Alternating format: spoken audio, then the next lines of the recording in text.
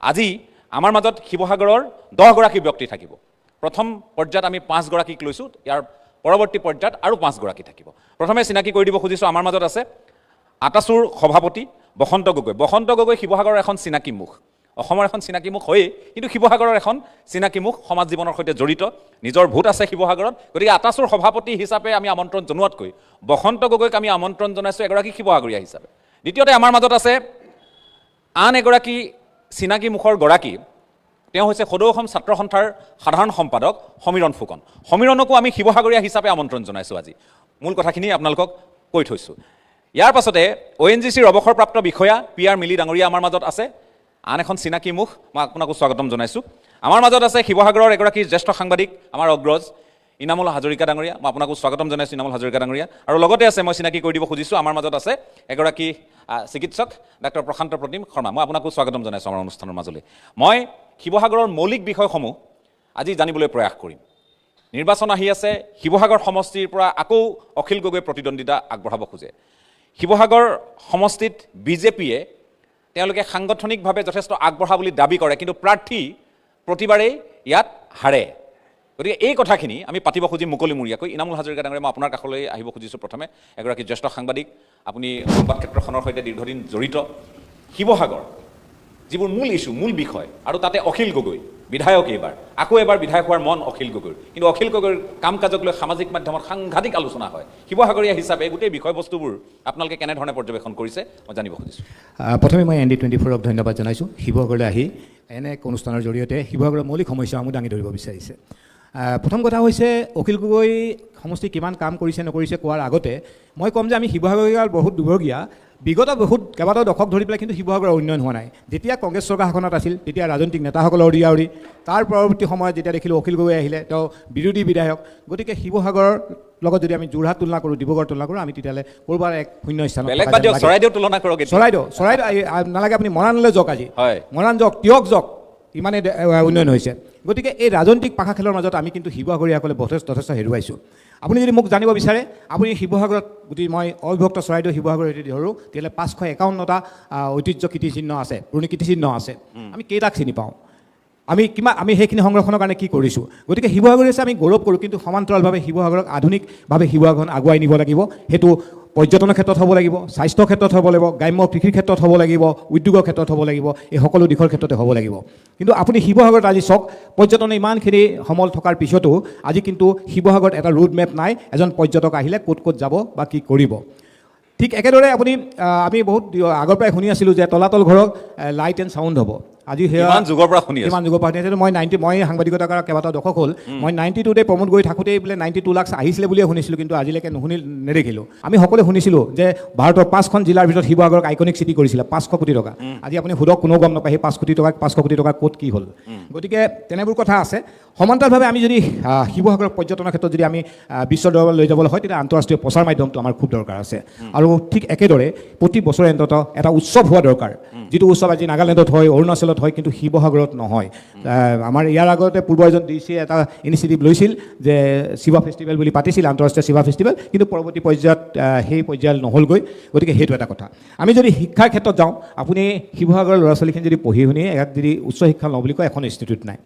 সমান্তৰালভাৱে আপুনি যদি কৃষি ক্ষেত্ৰত চাওক, আপুনি মোক কোনোবাই বেয়া পালেও মই এটা ক'ম যে আমাৰ আজিকালি মানুহখিনি কৰ্মমুখী কৰাতকৈ কৰ্মবিমুখ কৰি দিয়া হৈছে। গতিকে আমাৰ যিখিনি শিৱসাগৰত যথেষ্ট খেতিপথাৰ আছে, সেইখিনি কিন্তু চন পৰি ৰৈছে। গতিকে আধুনিক প্ৰযুক্তিৰে শিৱসাগৰ কৃষি ক্ষেত্ৰখনক আগুৱাই নিব লাগিব। শিৱসাগৰ কৃষকৰ লগত পোনপটীয়া সংযোগ, বজাৰৰ লগত সংযোগ কৰিব পৰা ব্যৱস্থা কৰিব লাগিব, যাতে মধ্যভোগীৰ মাজত নাথাকে।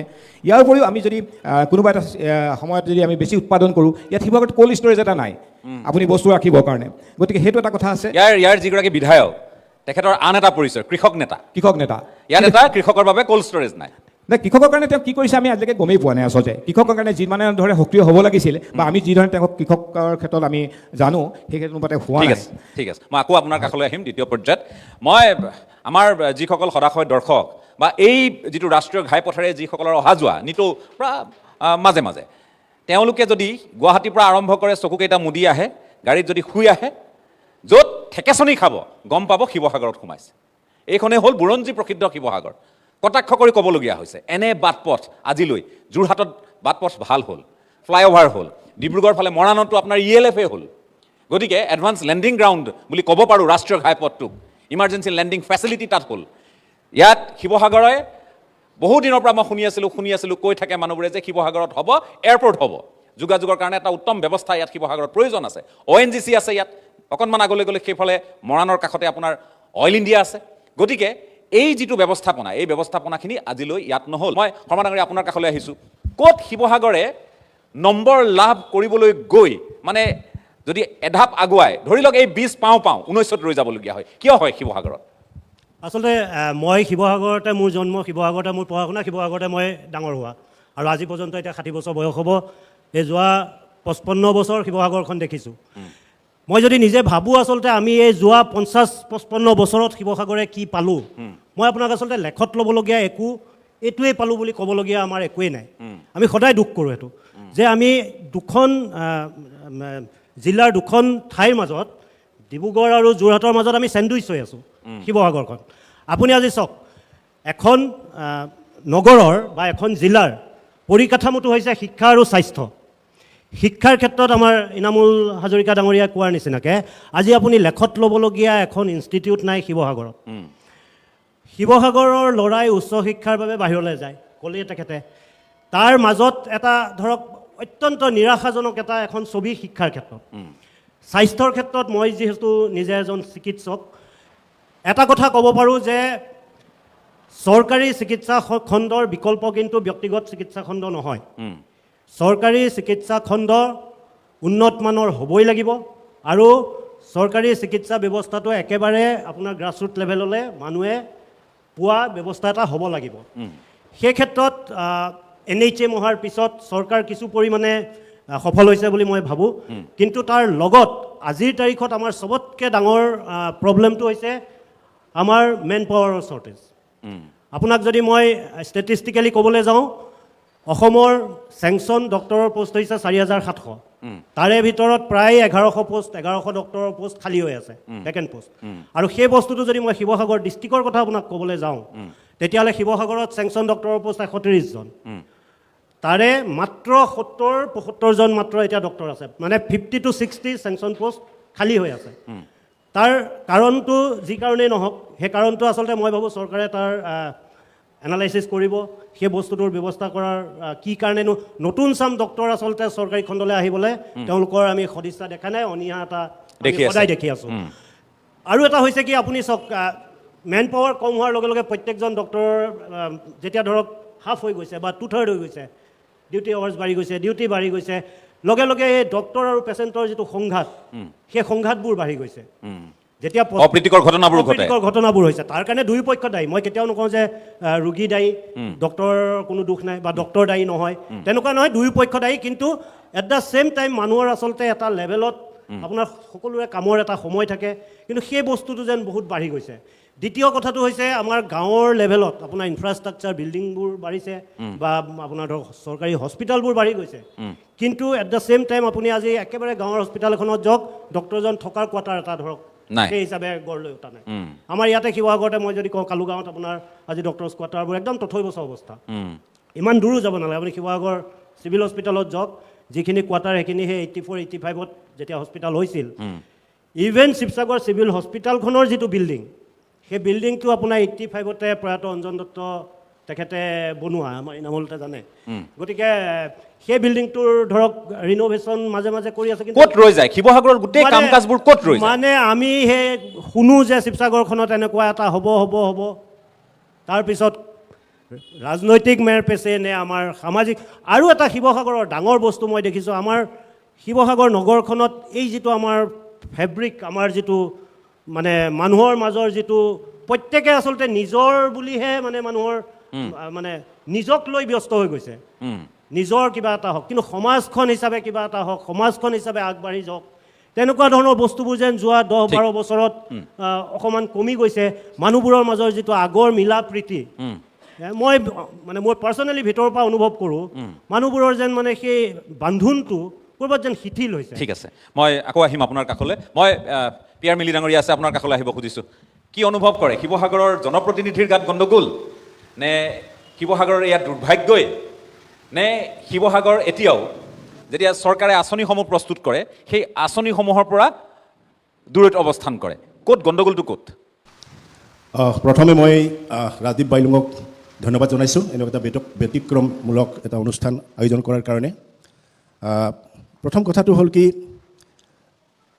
ইয়াত উন্নতি নোহোৱা বা হোৱা কথাটো আচলতে ডিপেণ্ড কৰে ৰাইজৰ ওপৰত আমাৰ নাগৰিকৰ ওপৰত নাগৰিকৰ ক'তবাই নহয় ক'তবাৰ সজাগতাৰ অভাৱ অথবা দায়িত্ববোধ যেনেধৰণে তেওঁলোকে ব্যৱহাৰ কৰিব লাগে যেনেধৰণে গুৰুত্ব দিব লাগে তেনেকুৱা দিয়া নাই তেনেকুৱা ধৰণে লাগে আৰু আমি জানো যে স্বৰ্গদেউসকলৰ দিনতে আমাৰ উন্নয়নটো আগবঢ়াই গৈছিলে আজি আমি ৰংঘৰ বাকৰিটো যদি আমি কওঁ যে এছিয়াৰ প্ৰথম পেভিলিয়ন বুলি কোৱা যায় তাত ৰজা মহাৰজাসকলে তাত ক্ৰীড়াত তেওঁলোকে উপভোগ কৰিছিল বুলি আমি শুনিছোঁ অৰ্জুন ভোগেশ্বৰ বৰুৱাৰ দৰে উত্তৰ পূৰ্বাঞ্চলৰ প্ৰথমগৰাকী অৰ্জুন বিজয়ী বঁটা বিজয়ী তেওঁৰ জন্মস্থান আৰু ইয়াৰ পৰা বহুত খেলুৱৈ আন্তঃৰাষ্ট্ৰীয় পৰ্যায়লৈকে এতিয়াও ধাৱমান হৈ আছে কথাটো হৈছে কি আমাৰ শিক্ষা ক্ষেত্ৰত ইতিমধ্যে ক'লে স্বাস্থ্য ক্ষেত্ৰত ইতিমধ্যে ক'লে মই নকওঁ যে একো উন্নতি হোৱা নাই বুলি মই নকওঁ এইটো ক'লে মানে এটা শুদ্ধ নহ'ব because the development is a continuous process গতিকে মই যোগান্মুখ দৃষ্টিভংগীৰে যদি চাওঁ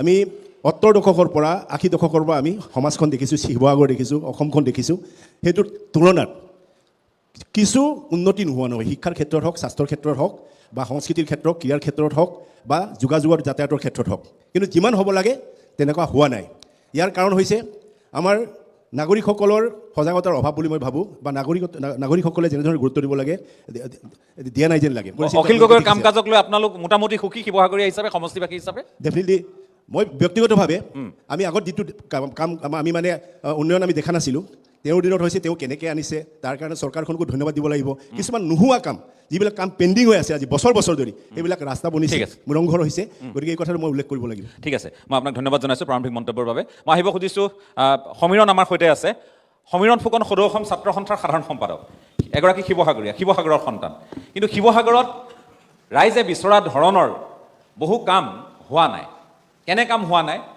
ইয়াৰ বাবে কোন দায়ী সেই কথাখিনি শিৱসাগৰৰ ৰাইজেও বিশ্লেষণ কৰিছে নিজকেও কেতিয়াবা দুখ দিছে কেতিয়াবা জনপ্ৰতিনিধিক দুখ দিছে কিন্তু মূল ইছ্যু এইবাৰ কি হ'ব শিৱসাগৰত কোনকেইটা বিষয়ক লৈ মানুহে ভোট দিবলৈ যাব সমীৰণ মই আপোনাৰ কাষলৈ আহিছোঁ হয় ৰাজুদা প্ৰথমে আপোনাক ধন্যবাদ জনাইছোঁ এটা ব্যতিক্ৰমী অনুষ্ঠানৰ যোগেদি মানুহৰ মনৰ ভাৱটো সকলোৰে মাজলৈ কঢ়িয়াই আনিব খোজা হৈছে শিৱসাগৰ বুলি ক'লে আচলতে উন্নয়নৰ যিটো ধাৰা অসমত আন প্ৰান্তত চলি আছে সেই ধাৰাটোত আমি ক'ৰবাত পিছ পৰি আছোঁ সেই কথাটো সকলোৱে আমি একেমুখে স্বীকাৰ কৰোঁ আৰু শিৱসাগৰ আমি যি ধৰণেৰে এটা সময়ত আহোম স্বৰ্গদেউসকলৰ ৰাজধানী আৰু এই ৰাজধানীখনক লৈ আমি যি পৰিকল্পনাৰ সৈতে পৰিকল্পিত এটা পৰ্যটন উদ্যোগ গঢ়ি তুলিব পাৰিলোহেঁতেন সেই উদ্যোগ গঢ়িবৰ কাৰণে আমাৰ ক'ৰবাত পৰিকল্পনাৰ অভাৱ আমাৰ পৰিকাঠামোসমূহ ঠিক কৰি লোৱাৰ ক্ষেত্ৰত আমাৰ জনপ্ৰতিনিধি হওক বা আন যিসকল সমাজৰ জ্যেষ্ঠ লোক যিসকলে অভিভাৱকত্বৰ নেতৃত্ব লোৱাৰ প্ৰয়োজনীয়তা আছে ক'ৰবাত নহয় ক'ৰবাত আমাৰ নিজৰ মাজতো লেখুনা আছে আমি সেইবিলাক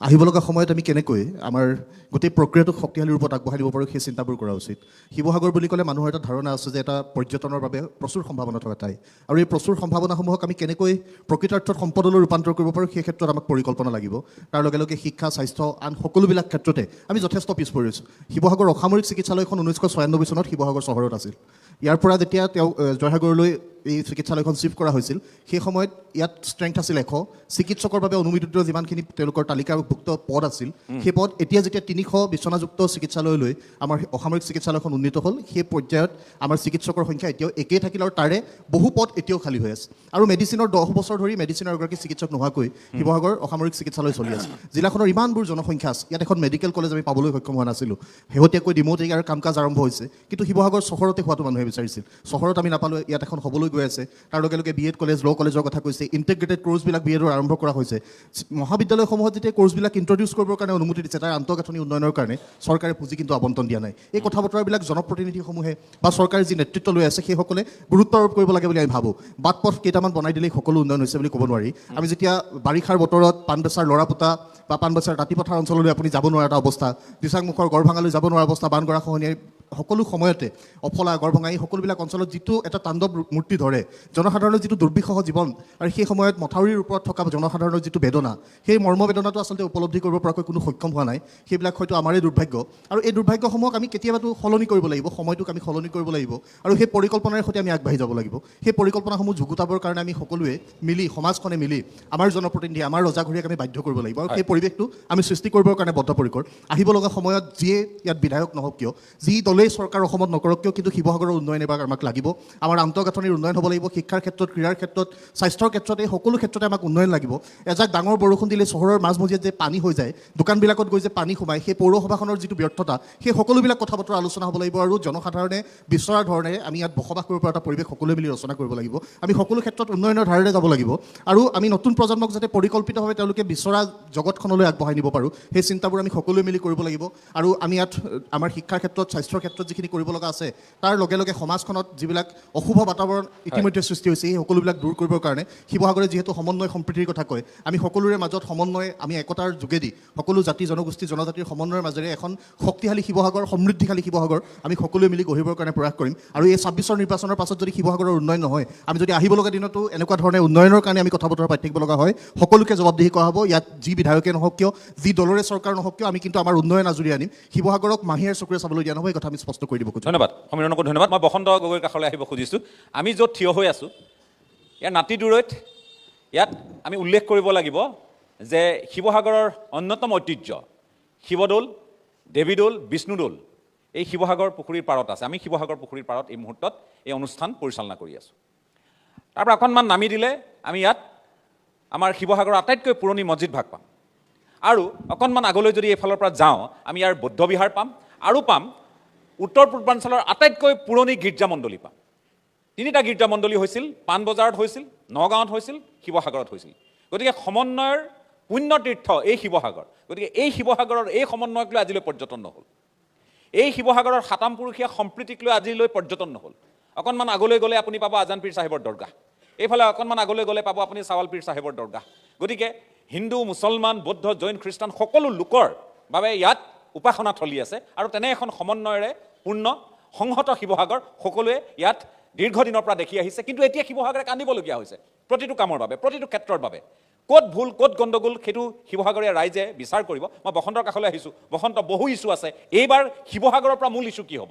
বাকী অসমকেন্দ্ৰিক অন্য বহু বিষয় আছে কিন্তু আজি যিহেতু শিৱসাগৰৰ কথা পাতিছোঁ আজি মই আপোনাক এগৰাকী শিৱসাগৰীয়া হিচাপে মাতিছোঁ গতিকে শিৱসাগৰ কেন্দ্ৰিক কি ইছ্যু এইবাৰ নিৰ্বাচনত প্ৰতিফলিত হ'ব ৰাজদীপ দা অসমৰ আটাইতকৈ ডাঙৰ ফেষ্টিভেল এটা আহি আছে যাক কোৱা হয় ডেম'ক্ৰেটিক ফেষ্টিভেল গতিকে সকলোৱে তাত উবুৰি খাই পৰিম তাত সাংবাদিক বন্ধুসকলো যাব সংগঠনৰ ল'ৰাসকলো যাব সামাজিকভাৱে দায়বদ্ধ ব্যক্তিসকলো যাব সকলোৰে এটাই আশা যে এখন প্ৰগতিশীল সমাজ সৃষ্টি কৰিব লাগে য'ত সকলোৱে একেলগে বাস কৰাৰ পৰিৱেশটো ৰচনা হ'ব লাগে আৰু সমাজখন সুস্থিৰভাৱে পৰিচালনা হ'ব লাগে এতিয়া আপুনি যদি মোক শিৱসাগৰৰ কথা সোধে এজন শিৱসাগৰীয়া হিচাপে তেতিয়া মই ইয়াত দুটা প্ৰতিচ্ছবি দেখা পাওঁ যি সময়ত মনাৰ্কি গভৰ্ণমেণ্ট আছিল সেই সময়ত শিৱসাগৰ বিজ্ঞান প্ৰযুক্তিবিদ্যাৰ ক্ষেত্ৰত আটাইতকৈ উচ্চ স্তৰত আছিল আপুনি যদি কয় যে আপুনি কি যুক্তিতে কথাষাৰ ক'লে যে মই ক'ম যে এছিয়া মহাদেশৰ ভিতৰত প্ৰথম পেভিলিয়নখন ক'ত বনাইছে ৰংঘৰ মোক যদি কয় যে ক্ৰিটিকেলি এণ্ডেঞ্জাৰ্ড এনিমেলবিলাকৰ সুৰক্ষা কৰিবৰ কাৰণে ১৬০০-১৭০০ শতিকাত স্বৰ্গদেউ ৰুদ্ৰসিংহই পহুৰঘৰ বনাইছিল নেচাৰেল এখন জু বনাইছিল আপুনি শিৱদৌলৰ কথা ক'লে যে অক্টাংগল শ্বেপত ভূমিকম্প প্ৰৱণতাক নেওচি পেলানি ১০০ বছৰ থিয় কৰিব পৰা দেৱীদৌল বিষ্ণুদৌল শিৱদৌল ক'ত বনাইছিল কোনে বনাইছিল কাষত থকা বৰপুখুৰীত আজি যমুনাখনৰ পৰিষ্কৰণৰ কাম হৈ আছে হাইড্ৰলিক ৱাটাৰ ইঞ্জিনিয়াৰিঙৰ কাম ক'ত হৈছিল যে পুখুৰীৰ পানীখিনি সমতল হিচাপে থাকিবৰ কাৰণে কাষত থকা যমুনাখনে কেনেদৰে সেই পানীৰ সমতলটো ৰখাই থ'ব তাৰ কাৰণে ইঞ্জিনিয়াৰিংটো ক'ত হৈছিল শিৱসাগৰত হৈছিল গতিকে উন্নতিৰ উচ্চ শিখৰত আছিল মনাৰ্কি গভৰ্ণমেণ্টৰ দিনত এইখন শিৱসাগৰ আৰু আপুনি যে ক'লে সম্প্ৰীতিৰ সমন্বয় এইটো স্বৰ্গদেউসকলৰ যি এটা দূৰদৰ্শী চিন্তা য'ত অসমীয়া জাতি গঠন প্ৰক্ৰিয়াৰ পৰিকাঠামো গঠন হৈছিল এখন শিৱসাগৰত সেই কাঠামোটো এতিয়া অটুট আছে এইটো শিৱসাগৰে ভাঙিবলৈ দিয়া নাই সেইকাৰণে কাষতে মছজিদ আছে কাষতে গীৰ্জা আছে সন্মুখত আমাৰ দৌল আছে গতিকে এই কাঠামো শিৱসাগৰে ভাঙিবলৈ দিয়া নাই কিন্তু গণতান্ত্ৰিক দেশখনত এতিয়া শিৱসাগৰে উন্নতিৰ কাৰণে কান্দিব লাগে শিৱসাগৰৰ সমষ্টিটো আজিৰ তাৰিখত জিলাখনত ৪টা সমষ্টি আছে দুজন বিধায়ক চৰকাৰী পক্ষৰ, দুজন বিধায়ক বিৰোধীৰ পক্ষৰ। এতিয়া মই যদি কওঁ এটা সমষ্টি নোহোৱাই হৈ থাকিলে, এটা সমষ্টি নোহোৱা হৈ থাকিল, সেইটো পপুলেশ্যন ডেঞ্চিটিৰ ওপৰত নোহোৱাকৈ সমষ্টিটো থকাৰ পিছতো সমষ্টিটো কাটি নিয়া হ'ল। বেলেগৰ সমষ্টি ৰখালে, শিৱসাগৰ সমষ্টি কাটিলে, সেই কথাবিলাক বিতৰ্কৰ কথা পিছলৈ ক'ম, এতিয়া সেইবিলাক কথা নকওঁ। কিন্তু কথাটো হ'ল যে দুটা সমষ্টিত দুজন বিধায়ক আছে চৰকাৰী পক্ষৰ। এতিয়া মোক যদি কয় যে তাত ডেভেলপমেণ্ট কি হৈছে, থাৰত ডেভেলপমেণ্ট কি হৈছে, আমগুৰিত ডেভেলপমেণ্ট কি হ'ল, আৰু দুটা সমষ্টিত বিৰোধী পক্ষ আছে, শিৱসাগৰ ডেভেলপমেণ্ট কি হৈছে, নাজিৰাৰ ডেভেলপমেণ্ট কি হৈছে। এই কথা বতৰাবোৰ মুঠৰ ওপৰত আমি যদি চাওঁ, যে মই কাকো দুখ দিবলৈ নাযাওঁ, কাকো পক্ষত নকওঁ আৰু বিপক্ষত নকওঁ, কিন্তু শিৱসাগৰে যিটো পাব লাগে সেইটো নাই পোৱা। মই কৈছোঁ যে মনাৰ্কীৰ গভৰ্ণমেণ্টৰ দিনত ইমানখিনি উন্নতি উচ্চ শিক্ষাত থকা এইখন পীঠস্থানত আজি মানুহে ডেভেলপমেণ্টৰ কাৰণে কান্দিছে।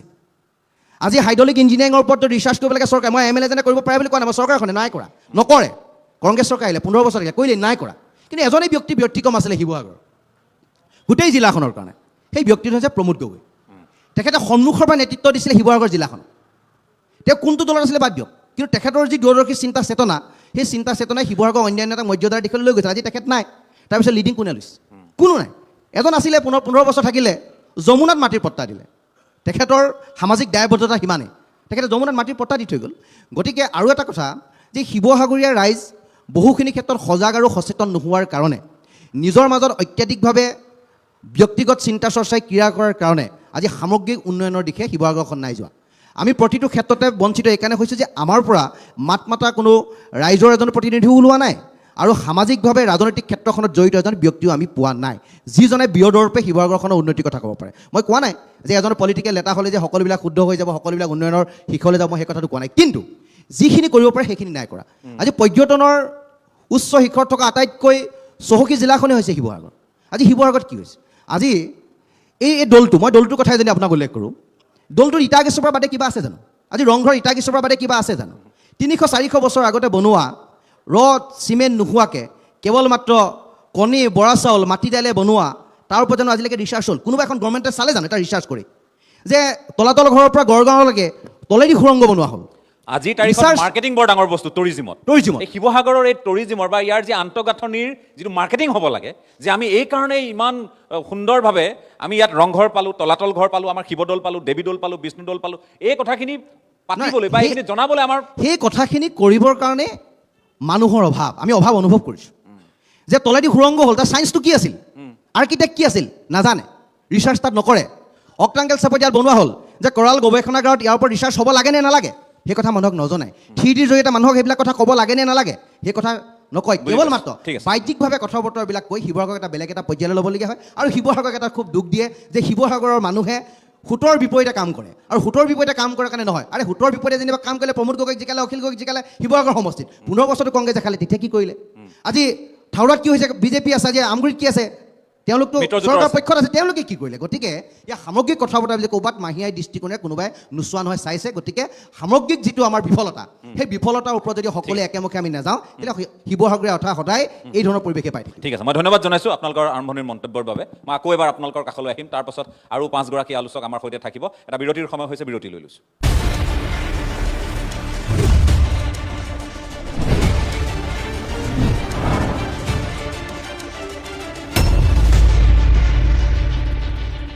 এটা চমু বিৰতিৰ পাছত আপোনালোকক পুনৰ স্বাগতম।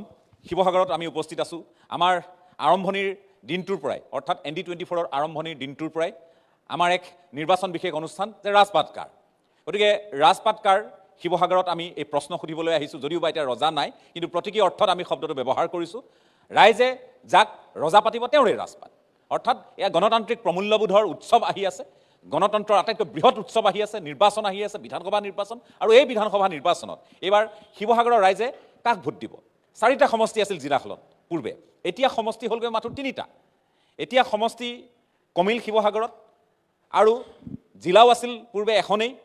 তাৰ পূৰ্বে যি শিৱসাগৰৰ যিমান ভাগ হ'বলৈ আছিলে হ'ল, শিৱসাগৰ প্ৰায় যোৰহাট, গোলাঘাট হ'ল, শিৱসাগৰৰ পৰা আকৌ এতিয়া চৰাইদেউ হ'ল। গতিকে চৰাইদেউ বহু ক্ষেত্ৰত আগবাঢ়িছে নতুন জিলা হিচাপে, কিন্তু শিৱসাগৰ য'ত আছিল তাতে আছে, বৰঞ্চ তাতোতকৈ তললৈহে গৈছে। এই কথাখিনি শিৱসাগৰৰ প্ৰতিগৰাকী ব্যক্তিয়ে কিন্তু মৰ্মে মৰ্মে উপলব্ধি কৰে। ইয়াৰ এখন পথাৰ যাৰ নাম বুৰঞ্জীত লিপিবদ্ধ হৈ আছে, জয়খামদাং। এই জয়খামদাং পথাৰত গদাধৰ সিংহই বোলে তাৰ চাউল, তাত কৰা খেতিৰ ভাত খাইছিল। এনেধৰণৰ এখন পথাৰ ইমান উৎপাদন হয়, সেই পথাৰবোৰত আজি উৎপাদন হয়নে তেনেধৰণে? এই বহু কথা আছে। মই আহিব খুজিছোঁ ইনামুল হাজৰিকা পুনৰ আপোনাৰ কাষলৈ। সংক্ষেপে মই যদি কওঁ, এগৰাকী বিধায়কৰ ওপৰত বহু কথা নিৰ্ভৰ কৰে। আপুনি তেওঁক ভাল পাওক বেয়া পাওক সেইটো ডাঙৰ কথা নহয়। আৰু তাতে ব্যক্তিগৰাকী যদি অখিল গগৈ হয়, আৰু অখিল গগৈক আপুনি কেতিয়াবা ভিক্টৰ দাসৰ লগতো দেখিব, আপুনি ডক্টৰ হিমন্ত বিশ্ব শৰ্মাৰ লগতো দেখিব। অখিল গগৈক কেতিয়াবা আপুনি গৌৰৱ গগৈৰ লগত দেখিব, কেতিয়াবা আপুনি লুৰিণজ্যোতি গগৈৰ লগতো দেখিব। সেই একেগৰাকী অখিল গগৈক দেখিব আপুনি কেতিয়াবা নামঘৰত গৈ সাষ্টাংগে প্ৰণিপাত কৰিছে, আৰু সেই একেগৰাকী অখিল গগৈ হাছিলা বিলত গৈ তেওঁ পূৰ্ববংগীয় মূলৰ মানুহক গৈ সাৱটিও ধৰিছে। গতিকে অখিল গগৈ শিৱসাগৰৰ কাৰণে সম্পদ নে আপদ হৈছে? প্ৰথম কথাটো হৈছে আমি শিৱসাগৰৰ উন্নয়নৰ কাৰণে ৰাজনৈতিক সদিচ্ছাটো লাগিব। এতিয়া সমস্যাটো হৈছে আমি এজন যোগ্য প্ৰাৰ্থীক কিয় উলিয়াই পঠাব পৰা নাই।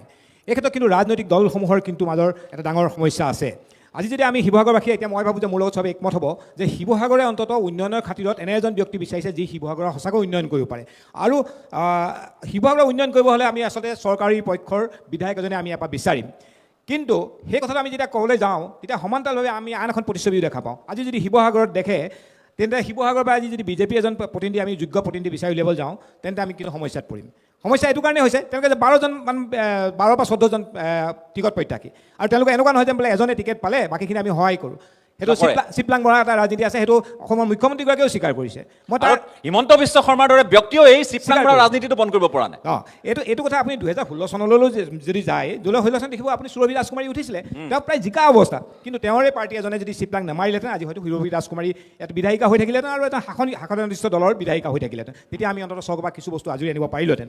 কিন্তু এতিয়া একে অৱস্থা হৈছে শিৱসাগৰত 14জনমান প্ৰাৰ্থী শাসন দল। আমি বিচাৰোঁ যে যি চৰকাৰে নক লাগিলে, সেয়া কংগ্ৰেছ চৰকাৰে হওক বা বিজেপি চৰকাৰে হওক, যিখন চৰকাৰে শাসনলৈ অহাৰ সম্ভাৱনা আছে তেনে এখন চৰকাৰে ক্ষমতাৰ লগত থাকক, কাৰণ ক্ষমতাৰ লগত এইটো কাৰণে থাকিব লাগে শিৱসাগৰৰ হওক বা বিজেপি। কাৰণ আমি যিখিনি সৰ্বসাধাৰণ ৰাইজ আমি শিৱসাগৰৰ উন্নয়ন বিচাৰোঁ। ৰাজনৈতিকভাৱে কোন লাভালাভ হৈছে কি কৈছে আমাৰ সেইটো আমাৰ লুকআউট নহয়, আমি সেইটো চাব নিবিচাৰোঁ। গতিকে আমি শিৱসাগৰৰ ইতিমধ্যে আমি বহুত পিছুৱাই গৈছোঁ। গতিকে শিৱসাগৰে অন্ততঃ এনে এজন প্ৰতিনিধি যোগ্য প্ৰাৰ্থী বিচাৰি উলিয়াওক যি অন্ততঃ শিৱসাগৰ সঁচাকৈ উন্নয়ন কৰিব পাৰে। আমি এতিয়া তুলনামূলকভাৱে আমি যদি থাৱৰলৈ যাওঁ, সুশান্ত বৰগোহাঁই যথেষ্ট কাম কৰিছে, কিন্তু কৰিব চেষ্টা কৰিছে। আপুনি মই ইয়াতে ক'ব খুজিছোঁ আমাৰ ৰাজনৈতিক নেতাৰ কিমান অদূৰদৰ্শিতা।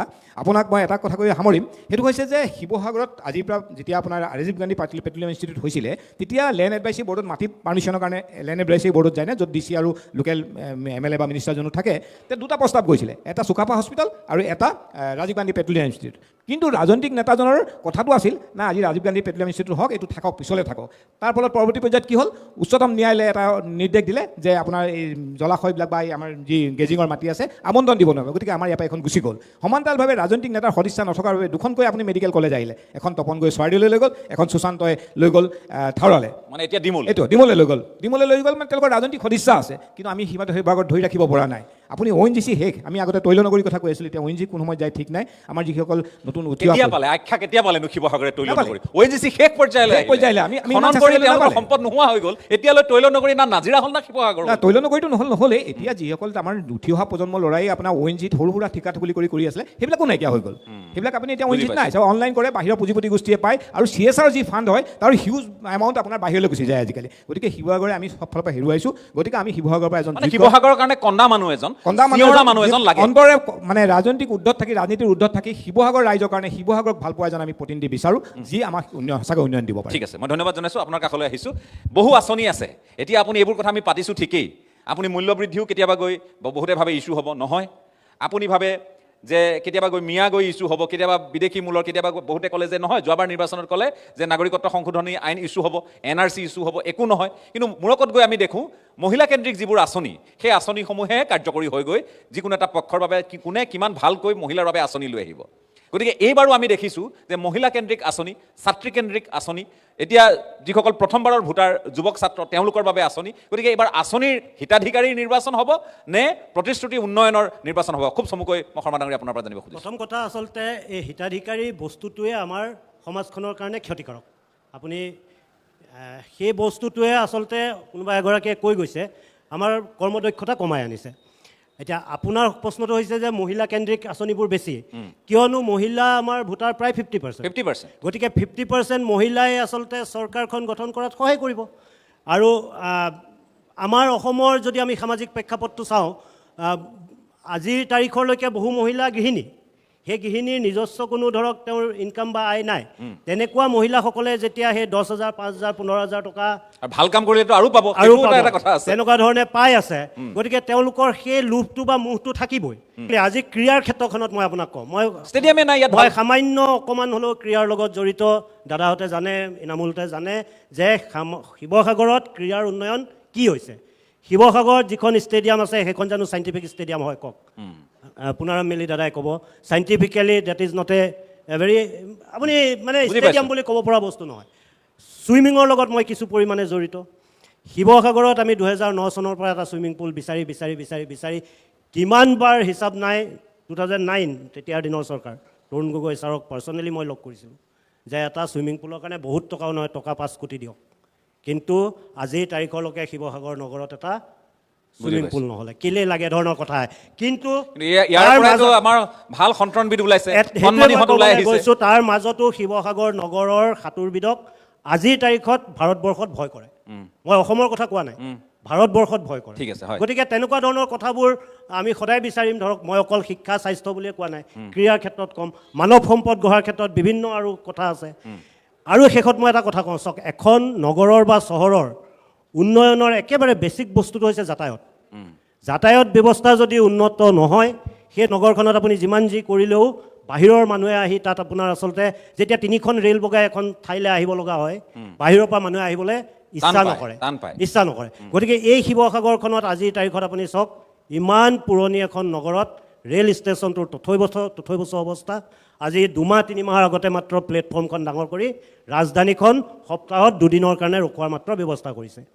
মই যদি ৰেলত দিল্লীলৈ যাব লাগে হয় শিমলুগুৰিত উঠিব লাগিব নহয় মৰিয়নীত উঠিবগৈ লাগিব সেই অৱস্থা আজি আমাৰ শিৱসাগৰ মানুহৰ ধন্যবাদ মই মিলি ডাঙৰীয়া আপোনাৰ কাষলৈ আকৌ এবাৰ আহিছোঁ আৰু সুযোগ নাপাম এতিয়া কথাটো হৈছে তেখেতে খেলৰ কথা ক'লে যোগাযোগৰ কথা ক'লে যোগাযোগৰ কথা মই কৈছোঁৱেই যেতিয়া আপুনি নেশ্যনেল হাইৱেৰে আহি থাকিব গুৱাহাটীৰ পৰা য'ত প্ৰথম থেকেচটো খাব খুব জোৰত সেয়াই শিৱসাগৰ ৱেলকাম টু শিৱসাগৰ আমি তাতে আমি লিখা থাকে নহয়নে শিৱসাগৰলৈ স্বাগতম আৰু হয়েই তদ্ৰুপ সেইটোৱে হৈছে শিৱসাগৰৰ বাট পথ সকলো ঠাইৰ 4 লেন কেতিয়াবা সম্পন্ন হ'ল শিৱসাগৰত নহয় শিৱসাগৰৰ আপুনি এতিয়া যদি ইয়াৰ পৰা শিমলুগুৰি বা সোণাৰীলৈ যোৱাৰ পথ ইয়াত ভাল নহয় শিৱসাগৰৰ মাজেৰে ধুদৰ আলিৰ এটা ডাঙৰ অংশ গৈছে ধুদে বনাই থৈ গ'ল ইমান 220 কিলোমিটাৰ দৈৰ্ঘ্যৰ এটা পথ আমাৰ আজিৰ তাৰিখত আধুনিক ধুদৰ কাৰণে নে কি কাৰণে আজিও সেই পথৰ অৱস্থা বেয়া গতিকে শিৱসাগৰৰ জিলাখনৰ সামগ্ৰিক যিটো বিকাশ ক'ৰবাত স্থবিৰ হৈ পৰিছে মই কোৱা নাই যে একো হোৱা নাই তেখেতে কোৱা ধৰণেও মই ক'ব খোজা নাই যে হয় তেখেতৰ কথাখিনিও সঁচা যে যিবোৰ ভাল কাম হৈছে সেইখিনি প্ৰশংসা হ'বলৈ আমি কৰিছোঁ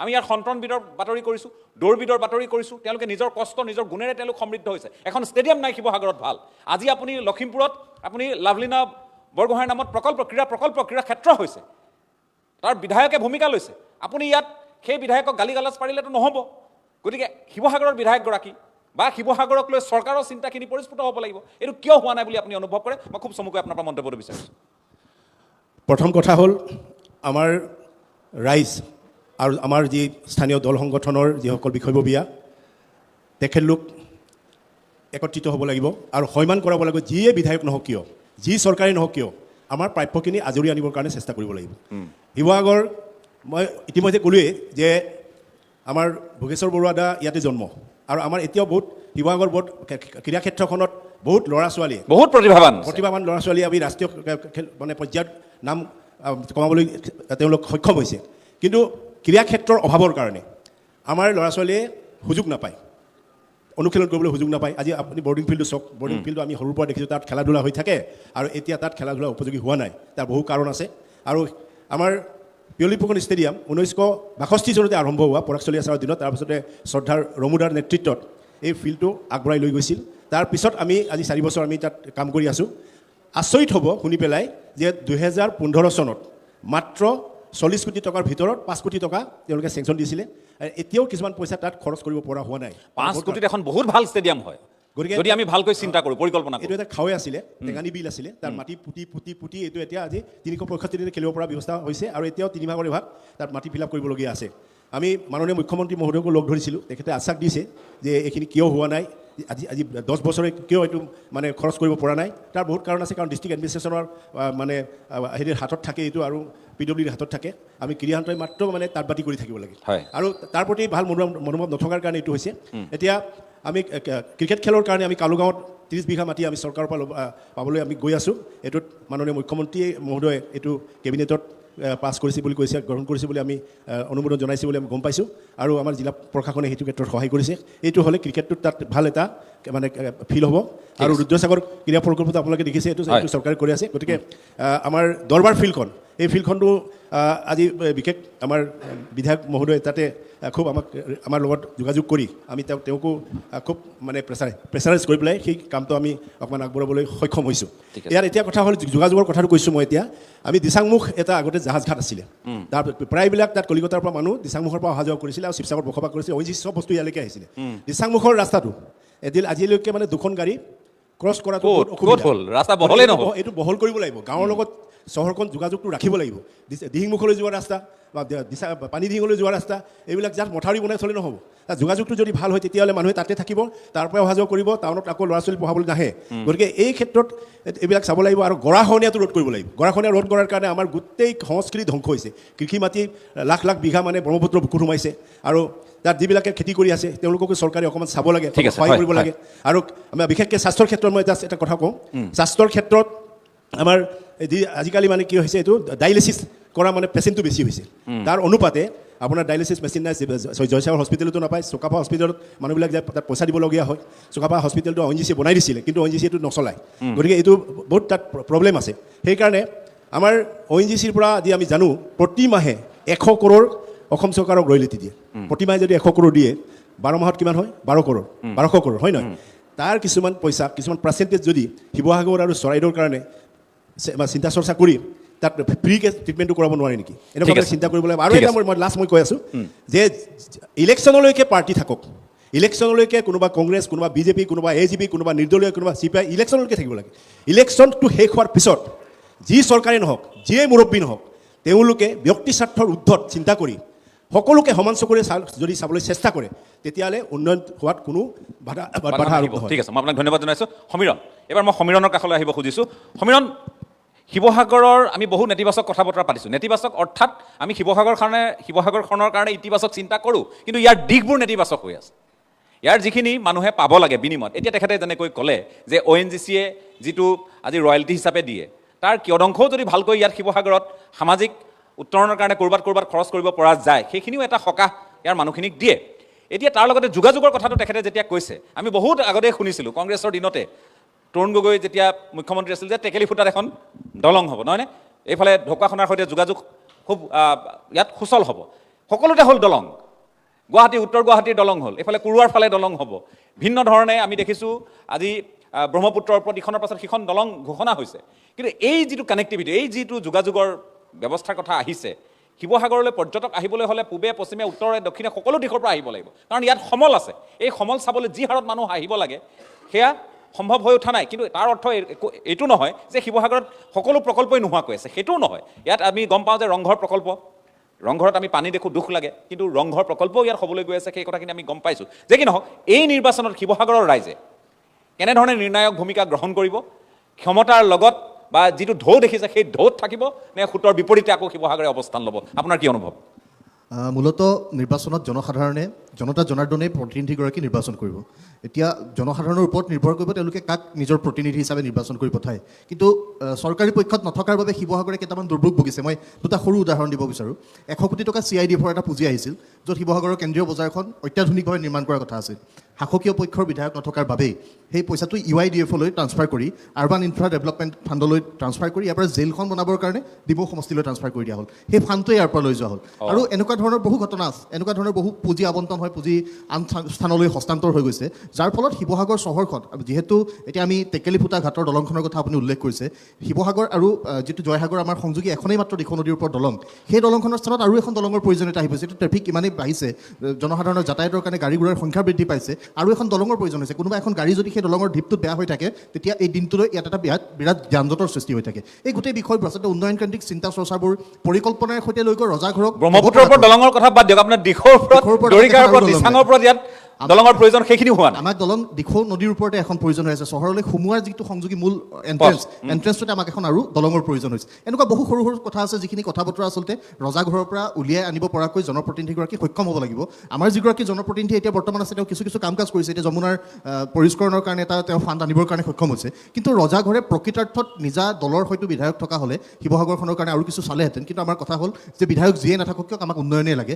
জনসাধাৰণে জনপ্ৰতিনিধি নিৰ্বাচন কৰিব, আৰু জনপ্ৰতিনিধি কাক নিৰ্বাচন কৰি পঠায় সেই দলটোৱে কিছু দেৰি আগত ইনামুল দাই কোৱাৰ দৰে কোন প্ৰতিনিধিক আগবঢ়াই দিছে সেই গোটেই বিষয়বোৰ জনসাধাৰণে চোৱা চিতা কৰিব। দলবোৰে ভাবিব লাগিব। হ'লেও এই গোটেই বিষয়বোৰ আচলতে কোনে জনসাধাৰণক প্ৰতিনিধিত্ব কৰিব পৰাকৈ, জনসাধাৰণৰ সমস্যাসমূহ সঠিকভাৱে উপস্থাপন কৰি সেই সমস্যাসমূহ সমাধান কৰিব পৰাকৈ তেওঁ নিজক নেতৃত্ব দিব পৰা গুণেৰে সৈতে আগবঢ়াই লৈ যাব, সেই বিষয়বোৰ প্ৰত্যেকৰে চিন্তাৰ বিষয় হোৱা উচিত। আমাক শিৱসাগৰৰ উন্নয়ন লাগে, আৰু এই শিৱসাগৰৰ লগতে আন আন জিলাখনৰ যিকেইটা সমষ্টি আছে, এতিয়া সমষ্টিটো আমাৰ এটা হেৰুৱাবই লগা হ'ল, আমগুৰি সমষ্টি নোহোৱা হ'ল। এতিয়া শিৱসাগৰ সমষ্টিত ২৭খন পঞ্চায়তেৰে সৈতে আমি এটা বিশাল সমষ্টিলৈ পৰিগণিত হ'লোঁ। এই গোটেই সমষ্টিটোৰ চুক কোন চিনি পোৱা মানুহ হ'ব লাগিব।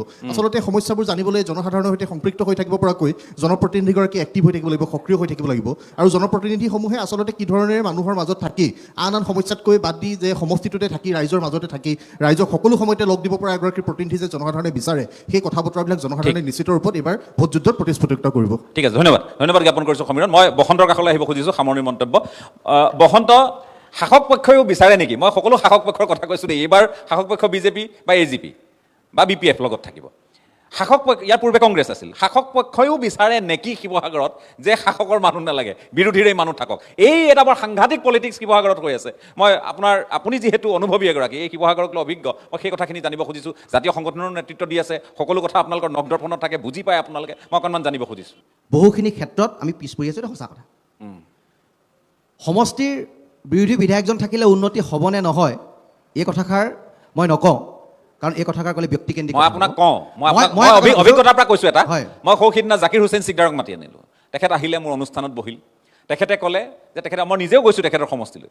চাব দেই, পূৰ্ববংগীয় মূলৰ সেই অধ্যুষিত এলেকা, সেই লোকসকলৰ আজি তাত ভিন্ন ধৰণৰ শিক্ষানুষ্ঠান হৈছে, সমষ্টিৰ উন্নয়ন তেওঁলোকে সাধন কৰিবলৈ সক্ষম হৈছে। মই ক'লো আপুনি কেনেকৈ পাৰিছে? আপুনি বিৰোধীৰ মানুহ। তেখেতে কৈছে পাইপলাইনটো জানিব লাগিব, কোনফালৰ পৰা আঁচনিবোৰ আহে, কেনেকৈ আহে, সেই কথাটো ক'লে। কিন্তু চেঙাৰ বিধায়কগৰাকী আমি আমাৰ অনুষ্ঠানলৈ মাতিলোঁ। তেখেতে কৈছে যে চৰাঞ্চলত প্ৰথমবাৰৰ কাৰণে তেখেতৰ সমষ্টিত কস্তুৰবা গান্ধী বালিকা বিদ্যালয় স্থাপন, য'ত হোষ্টেলৰ সুবিধাখিনি আছে। গতিকে সেইবোৰ হৈছে ছায়েন্সৰ প্ৰথমবাৰলৈ তাত HS স্কুল হৈছে। গতিকে যদি চেঙাৰ বিধায়কগৰাকীয়ে সেইবোৰ কাম কৰিব পাৰিছে, নিজৰ সমষ্টিত তেওঁ লাগি আছে, কাম কৰি আছে, এইফালে জাকিৰ হুছেইন চিকদাৰৰ মানুহে যদি নিজৰ সমষ্টিত বিৰোধীৰ হৈও তেওঁলোকে কাম কৰি আছে, চৰকাৰৰ পৰা আঁচনি আজৰি আনিছে। অখিল গগৈ, মই সুধিছোঁ, অখিল গগৈ বিৰোধী বিধায়ক, তেখেতেও কিছুমান আঁচনি আনিছে, মই নাই অনা বুলি নকওঁ, যমুনাৰ ক্ষেত্ৰত আপোনালোকে সাধুবাদ দিছে। কিন্তু অখিল গগৈ নিজৰ সমষ্টিত যিমান গুৰুত্ব প্ৰদান কৰিব লাগে, এই সমষ্টিটোৰ সমস্যাসমূহ লাঘৱ কৰিবলৈ যিমান ভূমিকা গ্ৰহণ কৰিব লাগে, তেওঁ আন আন প্ৰসংগত ৰাজনীতি কৰিবলৈ গৈ এই বিষয়বোৰ তেওঁ ওলাই কৰিছে নেকি, এলাগি কৰিছে নেকি? প্ৰথম কথা, শিৱসাগৰ ৰাইজৰ নিডছটো বহুত, কাৰণ স্বাধীনোত্তৰ কালৰ পৰা আজিলৈকে একো পোৱা নাই। শাসকীয় পক্ষৰ থকাৰ পাছতো একো নাপালে, ডেভেলপমেণ্ট একো নহ'ল। শিৱসাগৰ মুখ্যমন্ত্ৰীজন থকাৰ পাছতো শিৱসাগৰ ডেভেলপমেণ্ট নাই হোৱা। মুখ্যমন্ত্ৰীজনে শিৱসাগৰ আছিলে 10 বছৰ, ডেভেলপমেণ্ট হ'ল জানো? নাই হোৱা। কাষৰে যোৰহাটৰ এজন মুখ্যমন্ত্ৰী হ'ল, শিৱসাগৰ ডেভেলপমেণ্ট হ'ল জানো? নাই হোৱা। ইয়াৰেতো মুখ্যমন্ত্ৰী এজন MP জন কোন আছিল? শাসকীয় পক্ষৰ আছিল। ডেভেলপমেণ্ট কিয় নহ'ল? কেৰুণটো ক'ত? নে ৰাইজে নিদিয়ে? কেৰুণটো হৈছে এটা পলিটিকেল নেক্সাছ। এই পলিটিকেল নেক্সাছটোৰ কাৰণে শিৱসাগৰ জিলাখন ডেভেলপমেণ্টৰ পৰা আঁতৰি আছে, আৰু এই নেক্সাছটো ভাঙিব পৰা মানুহৰ খুব প্ৰয়োজন হৈছে। কিন্তু বিজেপি চৰকাৰখনে শিৱসাগৰক দুটা সম্পদ দিলে। প্ৰথম সম্পদ যে ৱৰ্ল্ড হেৰিটেজ হিচাপে, বিশ্ব ঐতিহ্য ক্ষেত্ৰ হিচাপে আমাক চৰাইদেউক স্বীকৃতি দিলে। সেইটো মই হিমন্ত বিশ্ব শৰ্মা ডাঙৰীয়াক আজি আপোনালোকৰ মাধ্যমেদি তেখেতক সাধুবাদ দিম, এই কাৰণে যে তেখেতে শিৱসাগৰৰ কাৰণে এইটো এটা কাম কৰিলে, যিটো কাম বহুতে কৰিব পৰা নাছিল বা কৰিবলৈ ইচ্ছা কৰিলেও সেই কামত আগনাবাঢ়িল। ৰংঘৰ এটা প্ৰকল্প হ'ল, বহুখিনিয়া আশাহতীয়া প্ৰচেষ্টা আছিলে ৰাইজে কৰিব পৰা নাই, জনপ্ৰতিনিধিক য'ত য'ত থমকি ৰৈছিল। কিন্তু এতিয়া শিৱসাগৰ বিধায়কজনৰ প্ৰচেষ্টা আৰু মুখ্যমন্ত্ৰীজনৰ সদিচ্ছাৰ কাৰণে শিৱসাগৰে সেই বস্তুটো পাইছে। এতিয়া তেল আৰু পানীৰ সাংঘাতিক কম্বিনেশ্যন তেতিয়াহ'লে, কিন্তু ভাল হৈছে। কম্বিনেশ্যনটো বেলেগ কথা। বিৰোধী এজন বিধায়ক আজৰি আনিব পৰা মুখ্যমন্ত্ৰীজনৰ পৰা টানি আনিব পৰা কৈছে ডেমক্ৰেচিৰ বিউটি। সেই বিউটিটো সেইখিনি অক্ষুণ্ণ আছে। আৰু তলাতল ঘৰৰ প্ৰজেক্টটো, যিটো 1700 বিঘা মাটি আনোৱাৰ টাইমূৰাৰ দিনত, য'ত কংগ্ৰেছ চৰকাৰ দিনত 6 মাহ চৰকাৰ থাকোঁতে য'ত মাটিৰ পট্টা দি থৈ গ'ল, সেই পট্টা উচ্ছেদৰ কাৰণে এইখন চৰকাৰে ব্যৱস্থা গ্ৰহণ কৰিছে। গতিকে মই আপোনালোকৰ মাধ্যমেৰে চৰকাৰখনক ধন্যবাদ জ্ঞাপন কৰিছোঁ। আৰু এটা কথা মই আপোনাক কৈছোঁ যে শিৱসাগৰীয়া ৰাইজে ডিচিশ্যন এটা ল'লে, মই শিৱসাগৰ জিলাখনৰ কথা কৈছোঁ, মই সামগ্ৰিক শিৱসাগৰ সমষ্টিটোৰ কথা কোৱা নাই, যে কাক ক'ত পৰীক্ষাত উত্তীৰ্ণ কৰাব লাগে এটা ডিচিশ্যন লৈ আছে আৰু অনাগত সময়ত তাৰ প্ৰতিফলন শিৱসাগৰীয়ে ঘটিব। যিখিনি পোৱা নাই সেইখিনি পাবলৈ সক্ষম হ'ব আৰু সকলোৱে মানুহ একত্ৰিতভাৱে ডেভেলপমেণ্টৰ কথা যেতিয়া ক'ব ব্যক্তিকেন্দ্ৰিক কথা বতৰাবিলাক আঁতৰি গৈ যেতিয়া সমন্বয় সম্প্ৰীতিৰ বাণীৰে বাট বুলিব তেতিয়া শিৱসাগৰ উন্নতি হ'ব। ধন্যবাদ। ধন্যবাদ জনাইছোঁ মই আপোনালোকক আৰু ইয়াৰ পাছতে আমি দ্বিতীয় পৰ্যায়ত আৰু 5গৰাকী আলোচকৰ সৈতে কথা পাতিম তেতিয়ালৈ এটা বিৰতি লৈ লৈছোঁ।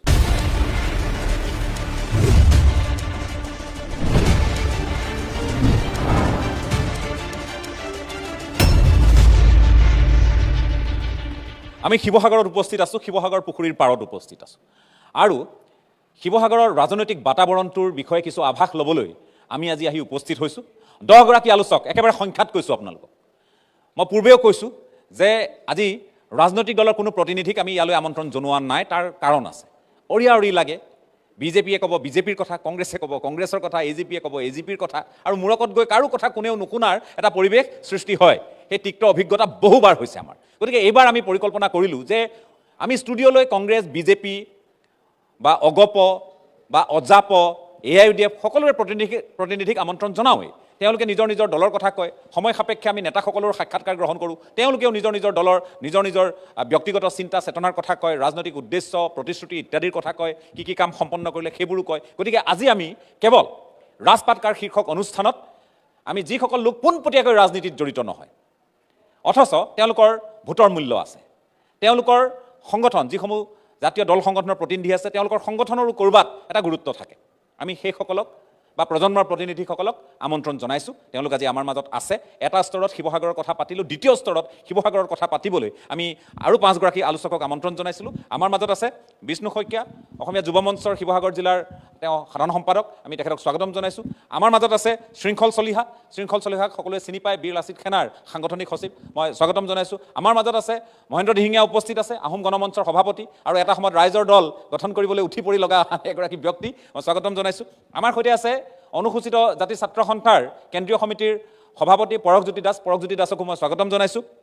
আৰু যিখন মহাবিদ্যালয়ৰ আমি এই প্ৰেক্ষাগৃহত কথা পাতি আছোঁ শিৱসাগৰ পুখুৰীৰ পাৰত, সেইখন হৈছে শিৱসাগৰ ছোৱালী মহাবিদ্যালয়। সেই ছোৱালী মহাবিদ্যালয়ৰ ছাত্ৰী একতা সভাৰ যিগৰাকী সভানেত্ৰী আমাৰ মাজত আছে পল্লৱী ফুকন, মই পল্লৱীকো স্বাগতম জনাইছোঁ। পল্লৱী নতুন যিটো প্ৰজন্ম, এই প্ৰজন্মৰ প্ৰতিনিধি হিচাপে আজি আমাৰ মাজত আছে। প্ৰথমে মই শৃংখলৰ পৰা আৰম্ভ কৰিব খুজিছোঁ। শৃংখল, শিৱসাগৰৰ ৰাজনীতি কি হৈ আছে, কি হ'বলৈ গৈ আছে আৰু মানুহে কি চাই এবাৰ ভোট দিব? অখিল গগৈৰ স্থিতি, অখিল গগৈৰ কাম কাজ, অখিল গগৈৰ বিদ্ৰূপ ঠাট্টা আৰু লগতে অখিল গগৈৰ হাঁহি, এই সকলোখিনি কিন্তু এইবাৰ নিৰ্বাচনৰ অন্যতম এটা আকৰ্ষণীয় কেন্দ্ৰবিন্দু হৈ পৰিছে। মই খোলাখুলিকৈ কৈছোঁ, কি হ'ব?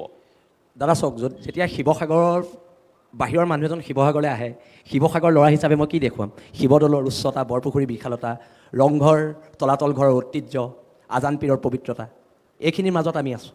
কিন্তু আজি আপুনি যিটো কৈ আছে, পূৰ্ববংগীয় যিখিনি মানুহ, হিন্দু হওক মুছলমান হওক, মই এইটো কথা ক'বলৈ যোৱা নাই, তেওঁলোকৰ পথাৰবোৰত যাওক আপোনালোকে, এতিয়া আকৌ খেতি হ'ল, তাত জলসিঞ্চনৰ ব্যৱস্থা আছে।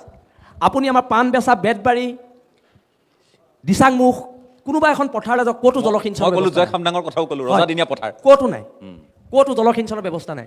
দাদা, মই এজন ক্ৰিকেটাৰ, মই ক্ৰিকেট খেলোঁ, আমাৰ শিৱসাগৰত টাৰ্ফ উইকেট এখন নাই। গোটেই অসমত টাৰ্ফ উইকেট আছে, শিৱসাগৰত এখন টাৰ্ফ উইকেট নাই। আমি মেটত খেলিবলগীয়া হয় আৰু যেতিয়া মেটত খেলি ইয়াৰ পৰা আমাৰ টিমটো চেম্পিয়ন হৈ পেলাই তিনিচুকীয়াত খেলিবলৈ যায়, তেতিয়া সেই আমাৰ শিৱসাগৰৰ চেম্পিয়ন টিমটো তাত হাৰি আহে, প্ৰথম মেটচখনতে হাৰে, কাৰণ মেটৰ পৰা গৈ ট্ৰাফত খেলিবলগীয়া, ট্ৰাফত খেলিব নোৱাৰে, এনেকুৱা ধৰণৰ অৱস্থা। আজি শিৱসাগৰত একোৱেই নাই দাদা, এখন ল কলেজ নাই। ইয়াত কিন্তু এজন আইনমন্ত্ৰী আছিলে, তেওঁ আইনমন্ত্ৰী 5 বছৰীয়া কাৰ্যকালত তেওঁ এখন ইয়াত ল কলেজ বনাব নোৱাৰিলে। হয়, আমাৰ শিৱসাগৰৰ অৱস্থা এনেকুৱা। এতিয়া দাদা আমাৰ শিৱসাগৰত 4 লেনত এতিয়ালৈকে শিৱসাগৰ হায়েষ্ট কোম্পানী আহিলে, কিন্তু শিৱসাগৰ 4 লেন নহ'লে। ইয়াত দলঙো ভাগে, ইয়াত দলঙো ভাগে, নাভাগে, 4 লেনত দলং আমাৰ ইয়াত ভাগে, যোৱাকালি ৰাতি মোৰ এজন ভাতৃ ভটিয়াপাৰত এক্সিডেণ্ট হৈ ঢুকাইছে। মোৰ স্কুলৰ জুনিয়ৰ আছিলে, প্ৰাক্তন আছু নেতা আছিলে, সেই ল'ৰাজন ঢুকাইছে। আজি মই ৰাতিপুৱা তাৰ পৰা আহিছোঁ। এতিয়ালৈকে সেই ভটিয়াপাৰ অঞ্চলটোত এক্সিডেণ্টত 7-8জন শিৱসাগৰ ল'ৰাৰ প্ৰাণ হেৰুৱালে, কাৰো কোনো তাত আপত্তি নাই, প্ৰতিবাদ নাই। সেই কামখিনি ৰজাঘৰীয়া মানুহখিনিয়ে কৰিব লাগিব, যোন শাসনত আছে তেওঁলোকে ব্যৱস্থা ল'ব লাগিব। এতিয়া আপুনি আমাৰ শিৱসাগৰত চাওকচোন, শিৱসাগৰত তলাতল ঘৰৰ পৰা ৰংঘৰলৈকে এটা ৰ'পৱে দিব লাগে বুলি কিমান দিনৰ পৰা দাবী কৰা হৈছে। ৰ'পৱে কথা বতৰাবিলাক আজিলৈকে কোনো সদনততো কোনো উঠোৱা নাই, কোনো শিৱসাগৰৰ প্ৰতিনিধিয়ে উঠোৱা নাই। আজি যিমান পৰ্যটক আহে, আপুনি যদি তুলনামূলকভাৱে চায়, কাজিৰঙালৈ যিমান বিদেশী পৰ্যটক আহে তাৰ মাত্ৰ 10% শিৱসাগৰলৈ আহে, বাকীখিনি কাজিৰঙাৰ পৰাই উভতি গুচি যায়। সেই মানুহখিনিক আমি শিৱসাগৰলৈ অনাৰ কিয় ব্যৱস্থা ইমান দিন কৰিব পৰা নাই? কাৰণ আমাৰ পৰ্যটনৰ যিটো স্বৰূপ সেইটো সম্পূৰ্ণৰূপে ফোপোলা। গণ্ডগোলটো ক'ত? মই সেই কথাটো খুব চমুকৈ জানিব খুজিছোঁ। তাৰপিছত ভুলটো আমাৰ শিৱসাগৰ মানুহৰো আছে, শিৱসাগৰ মানুহৰ ভুল আছে। আমি জনপ্ৰতিনিধি ক'ৰবাত যোগ্য জনপ্ৰতিনিধি পঠোৱাত ক'ৰবাত আমি ব্যৰ্থও হ'ব পাৰোঁ। কিন্তু কথাটো হৈছে কি, শিৱসাগৰত ONGC দৰে প্ৰতিষ্ঠান থকাৰ পিছত ONGCৰ পৰা শিৱসাগৰ উন্নতিৰ কাৰণে এটকা এটা এজন বিধায়কে, ইমানকেইজন বিধায়ক আছে, এজনে উলিয়াই আনিব নোৱাৰিলে। আপুনি চিন্তা কৰকচোন, ONGCৰ পৰা 10,000 টকা এটা উলিয়াব নোৱাৰিলে এজনো বিধায়কে। ONGCৰ MD টেবুলত ঢকা মাৰি কথা কোৱা বিধায়কৰ জন্ম দিব লাগিব শিৱসাগৰে, শিৱসাগৰে জন্ম দিব লাগিব। যিমানখিনি শিৱসাগৰত সৰু সুৰা কিবা কিবি কাম হৈছে চব দল সংগঠনৰ আন্দোলনৰ ফলশ্ৰুতিতে হৈছে। কিন্তু ইয়াত দল সংগঠনৰ প্ৰেছাৰ গ্ৰুপ বুলিও কোৱা হয়, অত্যধিক হেঁচা দিয়া। নিশ্চয় আমি প্ৰেছাৰ গ্ৰুপ, আমি প্ৰেছাৰ গ্ৰুপ হয়, আমিতো প্ৰেছাৰে দিম যে এইটো কাম হ'ব লাগে। আমিতো চৰকাৰ নহয় যে আমি এইটো কাম কৰি দিম, আমি চৰকাৰক হেঁচা দিব পাৰিম। দল সংগঠন সদায় প্ৰেছাৰ গ্ৰুপে, এখন সংগঠনৰ ওপৰত প্ৰেছাৰ ক্ৰিয়েট কৰিবলৈ দল সংগঠন থাকে। আমি এতিয়া কথাটো হৈছে কি, এইবাৰো যদি ল কলেজ নাহে তেতিয়া আমি ঐক্যবদ্ধভাৱে এখন সংগ্ৰাম কৰিব লাগিব। ইয়াত সকলো প্ৰতিনিধি আছে, মই সকলোকে অনুৰোধ জনাইছোঁ, কাৰো নেতৃত্বত নহয়, সামূহিক নেতৃত্বত আমি এটা প্ৰতিবাদ কৰিব লাগিব আৰু সমস্যা সমাধানত গুৰুত্ব দিব লাগিব। কথা বতৰাবোৰ তাত। ঠিক আছে, মই আকৌ আহিম শৃংখল। মই মহেন্দ্ৰ দিহিঙীয়াৰ কাষলৈ আহিব খুজিছোঁ। ৰাইজৰ দলত মই কৈছোঁৱেই পূৰ্বে যে ৰাইজৰ দল গঠন কৰাৰ ক্ষেত্ৰত এটা ভূমিকা লোৱা মহেন্দ্ৰ দিহিঙীয়া আমাৰ মাজত উপস্থিত আছে। গতিকে এতিয়া তেওঁ আহোম গণমঞ্চৰ সভাপতি, শিৱসাগৰ, ইয়াৰ বিধায়ক, ইয়াৰ নেতৃস্থানীয় ব্যক্তি। মই যদি সকলোৰে কথা এই ৰাজনৈতিক পৰিক্ৰমাটোত আলোচনা কৰিব খোজোঁ, শিৱসাগৰে কিয় আজি ইমান কথা আলোচনা কৰিবলগীয়া হৈছে? মই এতিয়ালৈ 5 এফালে 6 গৰাকীৰ লগত কথা পাতিলোঁ। আপুনি 7 নম্বৰ মানুহগৰাকীয়ে কি উত্তৰ দিব মোক শিৱসাগৰ সন্দৰ্ভত? আমি আচলতে কেতিয়াবা এনেকুৱা অনুভৱ হয় শিৱসাগৰ এজন সন্তান হিচাপে যে আমি যথেষ্ট দুৰ্ভগীয়া। মই ইয়াতে জন্ম হৈছিলোঁ আৰু সেই তেতিয়াই স্বৰ্গদেউসকলে আমাক বহুত দি থৈ গ'ল, যাৰ কাৰণে আচলতে এতিয়াও আমি বুকু ডাঠ কৰি ক'ব পাৰোঁ যে আমি শিৱসাগৰীয়া আৰু শিৱসাগৰে সকলো বাট দেখুৱাই থৈ গৈছে। কিন্তু আজি তাৰিখত যদি কোনোবাই সোধে, সঁচাকৈ আমি শিৱসাগৰবাসী হিচাপে, শিৱসাগৰ এজন সন্তান হিচাপে নিজকে দুৰ্ভগীয়া অনুভৱ কৰোঁ। কেতিয়া কৰোঁ? যেতিয়া আমি ইয়াৰ পৰা বাহিৰৰ কোনোবা এখন জিলাত যাওঁ, তেতিয়া আমাক প্ৰত্যেকে সোধে যে আপোনালোকৰ শিৱসাগৰখন, তোমালোকৰ শিৱসাগৰখন কি হৈছে? শিৱসাগৰখন কিয় পিছ পৰি গৈছে? তুলনামূলকভাৱে যদি আমি চাওঁ অন্যান্য জিলাতকৈ বা সমষ্টিতকৈ শিৱসাগৰখন সঁচা অৰ্থতেই বহুত পিছ পৰি গ'ল, বহুত পিছ পৰি গৈছে। আৰু এটা কথা অতি আচৰিত লাগে যে আমি দল সংগঠনৰ দায়িত্ব ইমান দিন আমি দল সংগঠন কৰি আছোঁ, জাতিটোৰ কাৰণে বা সমাজখনৰ কাৰণে চিঞৰ বাখৰ কৰি আছোঁ। বিগত সময়ত কেইবাজনো আমি বিধায়ক পালোঁ, কেইবাজনো মুখ্যমন্ত্ৰীও পালোঁ। কিন্তু আমি সঁচাকৈ শিৱসাগৰলৈ আমাৰ যিখিনি দাবী দাবা আছিলে, সমস্যা আছিলে বা শিৱসাগৰখনক উন্নতৰ দিশে আগবঢ়াই লৈ যাবৰ কাৰণে কিন্তু কোনো একো পদক্ষেপ গ্ৰহণ নকৰিলে। আৰু ক'বলৈ বেয়া লাগে, আপুনি মোক এটা পটককৈ এটা বস্তু লগাই দিলে যে মই একেলগে ৰাইজৰ দল বনাবৰ কাৰণে উঠি পৰি লাগিছিলে। হয়, মই ৰাইজৰ দলৰ প্ৰতিষ্ঠাপক আছিলোঁ। প্ৰতিষ্ঠাপক কেইজনৰ 5জন আমাৰ মেইন মানুহ আছিলে, তাৰ ভিতৰতে মই অন্যতম এজন আছিলোঁ অখিলৰ লগত। কিন্তু আজি দুখ লাগে, মই স্পষ্টকৈ ক'ব বিচাৰোঁ, মই এইবিলাকত লুক ঢাক কথা নাই, হয় আছিলোঁ, মই লুকাব বিচৰা নাই, মই স্পষ্টকৈ ক'ব বিচাৰিছোঁ। গতিকে এনে প্ৰতিনিধিৰ পৰা আমি কি আশা কৰিব পাৰোঁ? আজি আপুনি কৈছে অলপ আগত ৰংঘৰ প্ৰকল্পৰ কথা কৈছে। ৰংঘৰ প্ৰকল্পটো আজিকালি যে যোৱাকালি বা কালি পৰহি হৈছে এইটো এতিয়াৰ নহয়। আমি তাহানিখনৰ দিনৰ পৰা আমি বিভিন্ন টাইহোম সংগঠনৰ লগতে অন্যান্য সংগঠনসকলে আজি আছে প্ৰতিনিধি, তেওঁলোকেও আমি ৰংঘৰ বেদখল মুক্ত কৰিব লাগে, তলাতল ঘৰ বেদখল মুক্ত কৰিব লাগে। আজি আপুনি চাওক, তলাতল ঘৰ পিছফালে এতিয়াও বেদখল হৈ আছে, ৰংঘৰ চাৰিফালে বেদখল হৈ আছে। আজি আৰ্কলজিকেল যিবিলাক এক্ট আছে, 100 মিটাৰৰ ভিতৰত, 100 ফুটৰ ভিতৰত কোনো মানে হেৰি কৰিব নোৱাৰে, 300 মিটাৰলৈকে কোনো মানে কনষ্ট্ৰাকশ্যন কৰিব নোৱাৰে। এতিয়া আপুনি শিৱদৌলৰ চাৰিফালে চাওকচোন কি আছে, নিজে চাওক। আজি ৰংঘৰ কিনাৰত চাওকচোন, তলাতল ঘৰৰ কিনাৰত চাওক, এইবিলাকত কিয় মাত নামাতে? যেতিয়া অসম চৰকাৰখনে পুঁজি এটা দিব, সেই পুঁজিটো আকৌ মই আনিছোঁ বুলি আপুনি নিজৰ খুব ডাঙৰ তালফাল কৰিলে নহ'ব নহয়। নামদাংখনৰ কথা কিয় নকয়? কিয় নকয়? আমাৰ নদীবিলাক যে আমি শুকাই শেষ হৈ গৈছে, নলা আমাৰ যিবিলাক জান জুৰি শুকাই গৈছে, এইবিলাকৰ কথা কিয় নকয়? আজি জলসিঞ্চনৰ কথা কিয় নকয়? তাত তাৰমানে ফাণ্ড অহা নাই, সেইকাৰণে মাত নামাতে। এনেধৰণে আচলতে নামটো লগাই লৈ গৈ নেকি?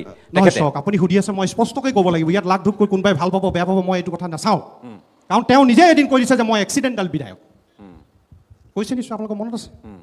তেওঁ নিজে এবাৰ আপোনালোকৰ নিউজ চেনেলবিলাকে সোধোতে কৈছে যে মোক শিৱসাগৰবাসী ৰাইজে উন্নয়নৰ কাৰণে বিধায়ক বনোৱা নাই। গতিকে এনেধৰণৰ কথাবিলাক আচলতে শিৱসাগৰবাসী ৰাইজে ক'ৰবাত নহয় ক'ৰবাত দুখ পাইছে, অন্তৰত যথেষ্ট দুখ পাইছে। গতিকে এই কথাটো মই ঠিক আছে, ধন্যবাদ। মই পৰকজ্যোতিৰ কাষলৈ আহিব খুজিছোঁ। পৰকজ্যোতি, আপুনি কেনেধৰণে অনুভৱ কৰে?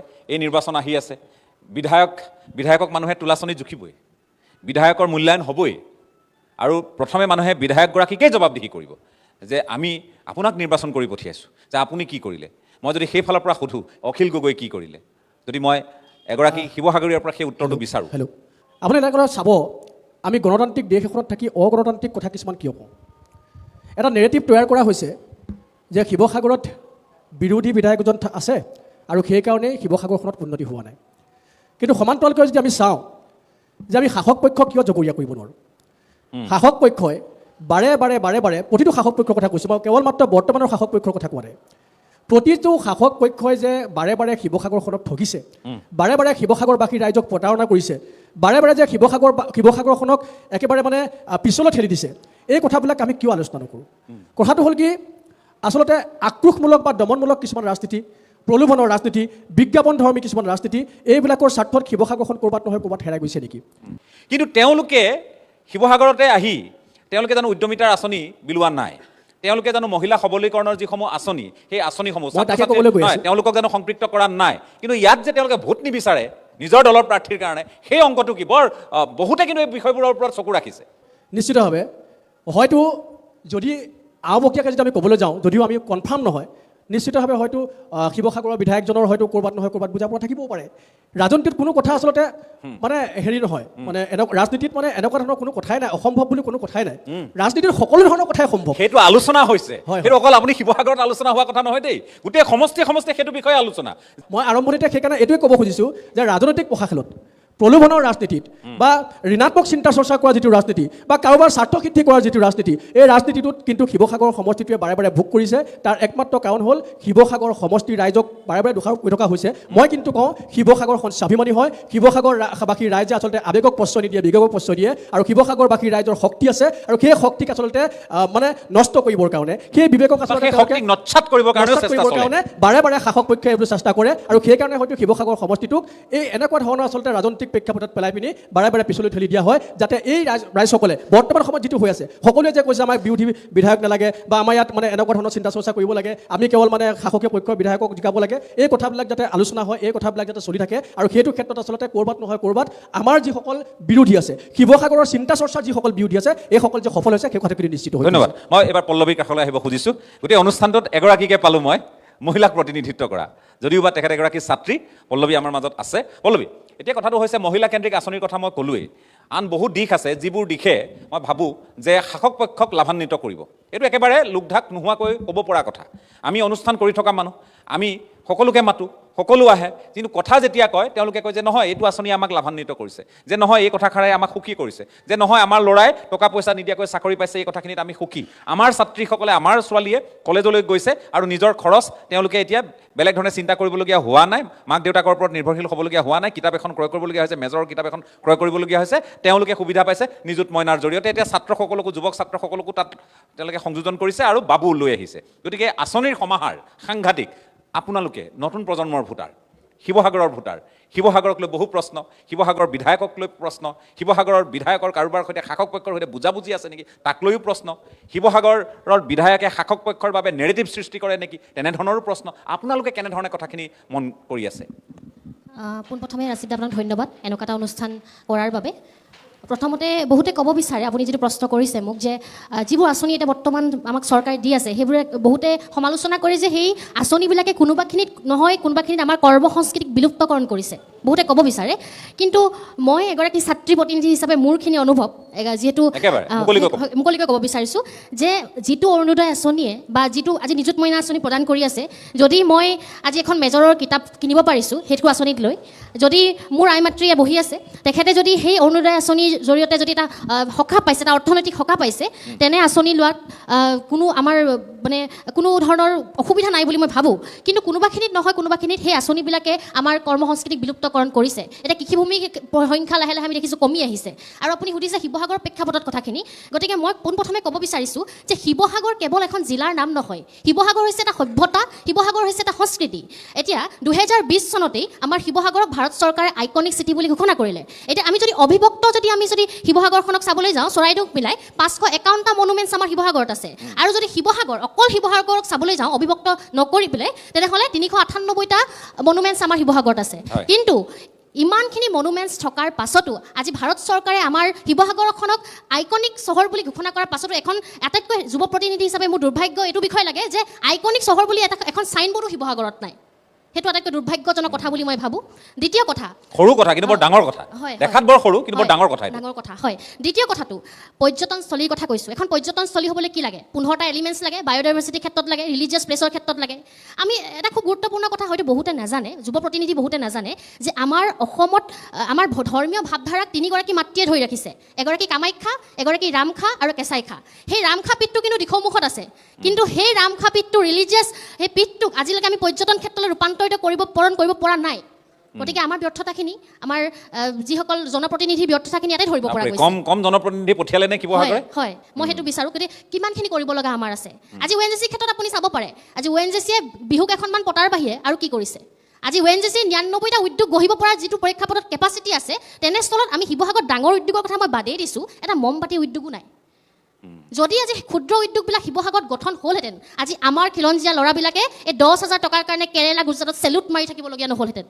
সেইটো ডাঙৰ কথা কৈছে মই শিৱসাগৰৰ পৰা সেইটো হৈছে শিৱসাগৰৰ পৰাও গৈছে ইয়াৰ যুৱকসকল গৈছে চাকৰি বিচাৰি কেৰেলালৈ গৈছে খুব উস্মাৰে কথাখিনি কৈছে আৰু এই কথাখিনি স্বাভাৱিকতে বৰ সঁচা কথা তিতা কথা মই আহিব খোজোঁ বিষ্ণুৰ কাষলৈ বিষ্ণু শিৱসাগৰৰ যদি প্ৰেক্ষাপটত যদি মই সুধোঁ আপোনাক যে এতিয়া আপুনি 10 নম্বৰত আহিব 10 নম্বৰ আপুনি বক্তা আজিৰ অনুষ্ঠানৰ মই 10গৰাকীকে আমন্ত্ৰণ জনাইছিলোঁ গতিকে শিৱসাগৰ ইয়াৰ এই বিধানসভাৰ নিৰ্বাচন অখিল গগৈ ডক্টৰ হিমন্ত বিশ্ব শৰ্মা গৌৰৱ গগৈ পাকিস্তান লিংক মিয়া প্ৰব্ৰজনকাৰী ইত্যাদি ভিন্ন শব্দ বাক্যৰ আমি দেখিছোঁ আৰু শিৱসাগৰত আমি সোমাওঁতে দেখোঁ যে মিয়াক লৈ কিন্তু ডাঙৰ ডাঙৰ হৰ্ডিং আছে মিয়া শিৱসাগৰৰ ছাবজেক্ট হ'ব এইবাৰ নিৰ্বাচনত এইখিনিতে পোনপ্ৰথমে এটা কথা ক'ব লাগিব আপোনালোকৰ আজি যিটো ৰাজপাত যিটো অনুষ্ঠান আপোনালোকে আয়োজন কৰিছে এই অনুষ্ঠানত আপোনালোকৰ যিখন ছবি আছে আচলতে এই চকীখন দেখিলে আচলতে আমাৰ শিৱসাগৰ সমষ্টিৰ মানুহ আচলতে খং উঠা হৈছে যাকে বিশ্বাস কৰি এই চকীখনত বহোৱা হৈছে প্ৰতিজন ব্যক্তিয়ে আমাক ঠগিছে আপুনি যদি চাই আজি দীঘলীয়া সময় কংগ্ৰেছ চৰকাৰে শাসন কৰিলে কংগ্ৰেছ চৰকাৰৰ বিভিন্ন জনপ্ৰতিনিধি ক'বলৈ গ'লে প্ৰয়াত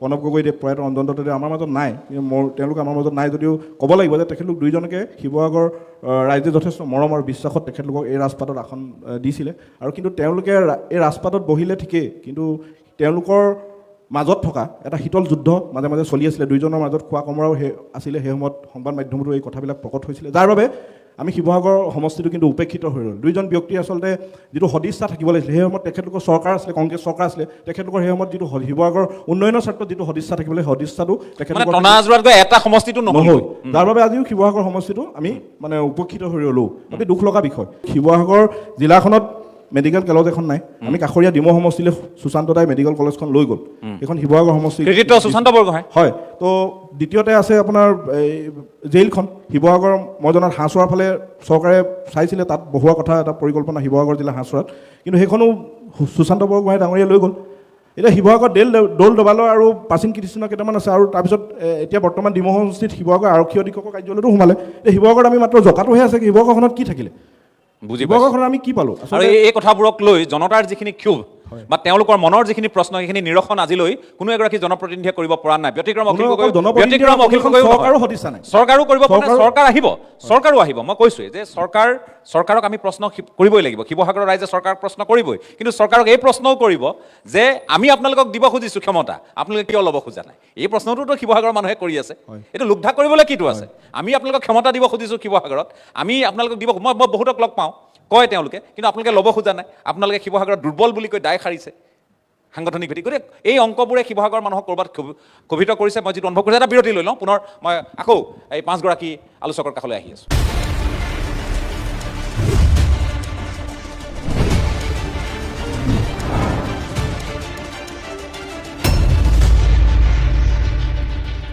এটা বিৰতিৰ পাছত আপোনালোকক পুনৰ স্বাগতম আমি শিৱসাগৰত আছোঁ ৰাজপাটকাৰ শীৰ্ষক ND24ৰ অনুষ্ঠান আৰু আপোনালোকে গম পাইছে নিশ্চয় দেখিছে যে কোনো কোলাহল নাই মাথো আছে কিছু প্ৰশ্ন আৰু এই প্ৰশ্নবোৰেই হৈছে শিৱসাগৰৰ বাস্তৱ আৰু শিৱসাগৰৰ এই বাস্তৱ কথা বতৰাখিনিক লৈ আমি মন্থন কৰিছোঁ আমি চিন্তন কৰিছোঁ আৰু আমি সকলোৰে সৈতে বাৰ্তালাপো কৰিছোঁ মই আকৌ এবাৰ শৃংখলৰ কাষলৈ আহিব খুজিছোঁ শৃংখল বহু বিষয় আছে আমি ইয়াত কৈ শেষ কৰিব নোৱাৰিম স্বাভাৱিকতে কিন্তু কথাটো হৈছে যে শিৱসাগৰৰ ৰাইজে তুলনা কৰিব শিৱসাগৰৰ ৰাইজে কংগ্ৰেছৰ পৰা কি পাইছিল অত বছৰে মই চৰকাৰ বুলি সামগ্ৰিক ব্যৱস্থাটোৰ কথা কৈছোঁ যিয়ে নাথাকক কংগ্ৰেছৰ পৰা কি পালে অগপ থাকোঁতে কি পালে শিৱসাগৰৰ ৰাইজে বিবেচনা কৰিব বিজেপি থাকোঁতে কি পাইছে বিধায়ক নাই পোৱা তেওঁলোকে দিব পৰা নাই কিন্তু কি পাইছে এই কথাখিনিতো চিন্তা কৰিব গতিকে শিৱসাগৰে কথাখিনি কেনেধৰণে বিশ্লেষণ কৰে বুলি আপোনাৰ মনে কয় আপোনাৰ অনুভৱে কয় শিৱসাগৰ ৰাইজে এইবাৰ বিশ্লেষণ কৰাৰ প্ৰয়োজনীয়তা আছে যে আমি কোনটো দলক ভোট দিম নহয়, আমি কেনেকুৱা এজন মানুহ পঠিয়াব লাগে যি মানুহে আঁচনিখিনি আনিব পাৰে।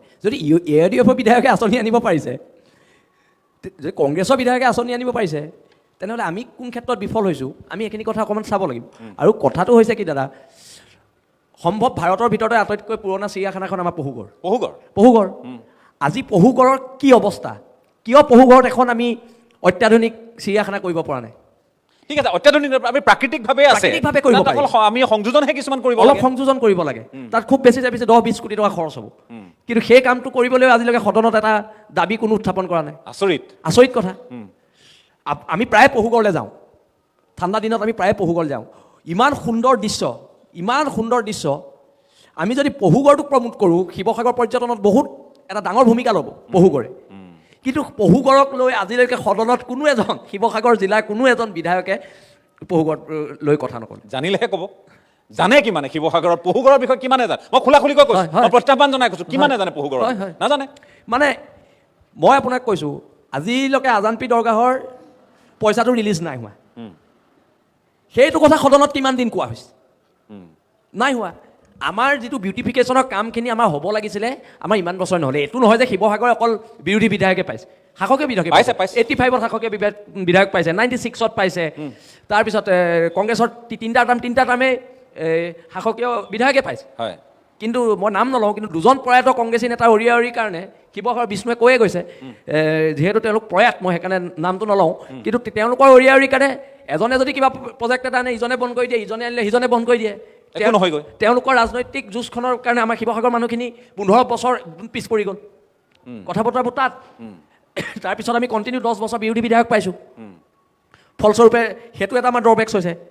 আৰু এই স্বাভিমানী শিৱসাগৰে জাতীয়তাবাদক জিকাইছে, ব্যক্তিজন কোন বাদ দিয়ক, কিন্তু জিকাইছে সত্তা, জাতীয়তাবাদী সত্তাটোক। আমি হিন্দু বাংলাদেশী যিমান বিৰোধী, হিন্দু বাংলাদেশী বিৰোধ কৰি আমি যিমান জেল খাইছোঁ, সম্ভৱ বেলেগ সংগঠনৰ ল'ৰাই খাইছে দেখাইছে মই নাজানো, কিন্তু আমি হায়েষ্ট খাইছোঁ। আৰু সমানে আমি কিন্তু মুছলমান বাংলাদেশীও বিৰোধী। আমি আকৌ মুছলমান বাংলাদেশী সমৰ্থক নহয়। আকৌ আমাৰ জাতীয়তাবাদক লৈ মুছলমান বাংলাদেশী কথা ক'লে এই কংগ্ৰেছ IT চেল লাগি যায়, ইহঁতি বিজেপি এজেণ্ট। হিন্দু বাংলাদেশী কথা ক'লে বিজেপি IT চেল লাগি যায়, ইহঁতি কংগ্ৰেছৰ এজেণ্ট। আৰু জাতীয়তাবাদটো পঢ়িব লাগিবতো। শৃংখলক মই ধন্যবাদ জ্ঞাপন কৰিছোঁ। মই মহেন্দ্ৰ ধিঙীয়া আপোনাৰ কাষলৈ আহিব খুজিছোঁ। মই সামৰিব লাগিব, গতিকে সামৰণি মন্তব্য বুলিয়ে ধৰি লওক, কি হ'ব? আৰু চৰকাৰ বিৰোধী গোটেই এতিয়া এটা ব্যৱস্থাৰ মাজেৰে কথাবোৰ আগবাঢ়ি গৈ আছে। ইনকলাব জিন্দাবাদ চলিব, শ্লোগান চলিব। এইফালে ক'ব যে জাতি ৰক্ষাৰ কাৰণে মৰণপণ যুঁজ, আৰু এইফালে ক'ব যে নতুন বৰ অসম বিৰোধীয়ে কৈ আছে, কংগ্ৰেছে কৈ আছে। গতিকে কি হ'ব এইবাৰ নিৰ্বাচনত? শিৱসাগৰৰ পৰা কি বাৰ্তা যাব? মই শিৱসাগৰ কথাটোৱে ক'ব বিচাৰিম, যিহেতু শিৱসাগৰলৈ হৈছে। আচলতে সকলো চাকিয়ে থাকিও আমি হেৰুৱাইছোঁ। আৰু এইবাৰ আচলতে শিৱসাগৰবাসী ৰাইজ, আমি নিজেই যোৱা 5টা বছৰ যিহেতু গ'ল, এই 5টা বছৰৰ পিছত হয়তো শিৱসাগৰবাসী, হয়তো নহয় প্ৰায় শিৱসাগৰবাসী ৰাইজৰ মুখত আমি শুনিবলৈ পাইছোঁ যে শিৱসাগৰবাসী ৰাইজ যথেষ্ট অস্বস্তিত আছে। আৰু আমি যিহেতু আমি যথেষ্ট ত্যাগ কৰিলোঁ 2021ত শিৱসাগৰবাসী ৰাইজে ত্যাগ কৰিলে, আৰু ত্যাগৰ কিন্তু মূল্য আমি নাপালোঁ। ইয়াৰ আগৰ চৰকাৰবিলাকৰ দিনততো আছিলেই, প্ৰণৱ গগৈ কথা ওলাইছে, আমি সকলোকে পাইছোঁ, বিধায়ককো পাইছোঁ। সেই সময়ত আমি বহুত আলোচনা বিলোচনা কৰিলোঁ, এইটো কৰ সেইটো কৰ, কিন্তু কথাবোৰ হৈ নুঠিল। সেইকাৰণে আমি ইয়াৰ আগতো কৈছোঁ যে ইয়াৰ আগতো আমি বহুত লষ্টত আছোঁ শিৱসাগৰ সমষ্টিটোৱে। কিন্তু এইবাৰ তথাপিও আমি ভাবিছিলোঁ উদ্ধাৰ হ'ব, কিন্তু তাতো নহ'ল। আমি মূল্য একো নাপালোঁ। শিৱসাগৰবাসী ৰাইজ অস্বস্তিত আছে, আৰু সকলো বস্তুৱে ইয়াৰ পৰা গৈ পেলাই ওচৰ পাজৰ বেলেগলৈ গুচি গৈছে। সেইকাৰণে শিৱসাগৰবাসী ৰাইজে এইবাৰ আচলতে এটা বিবেচনা কৰিছে ইতিমধ্যে।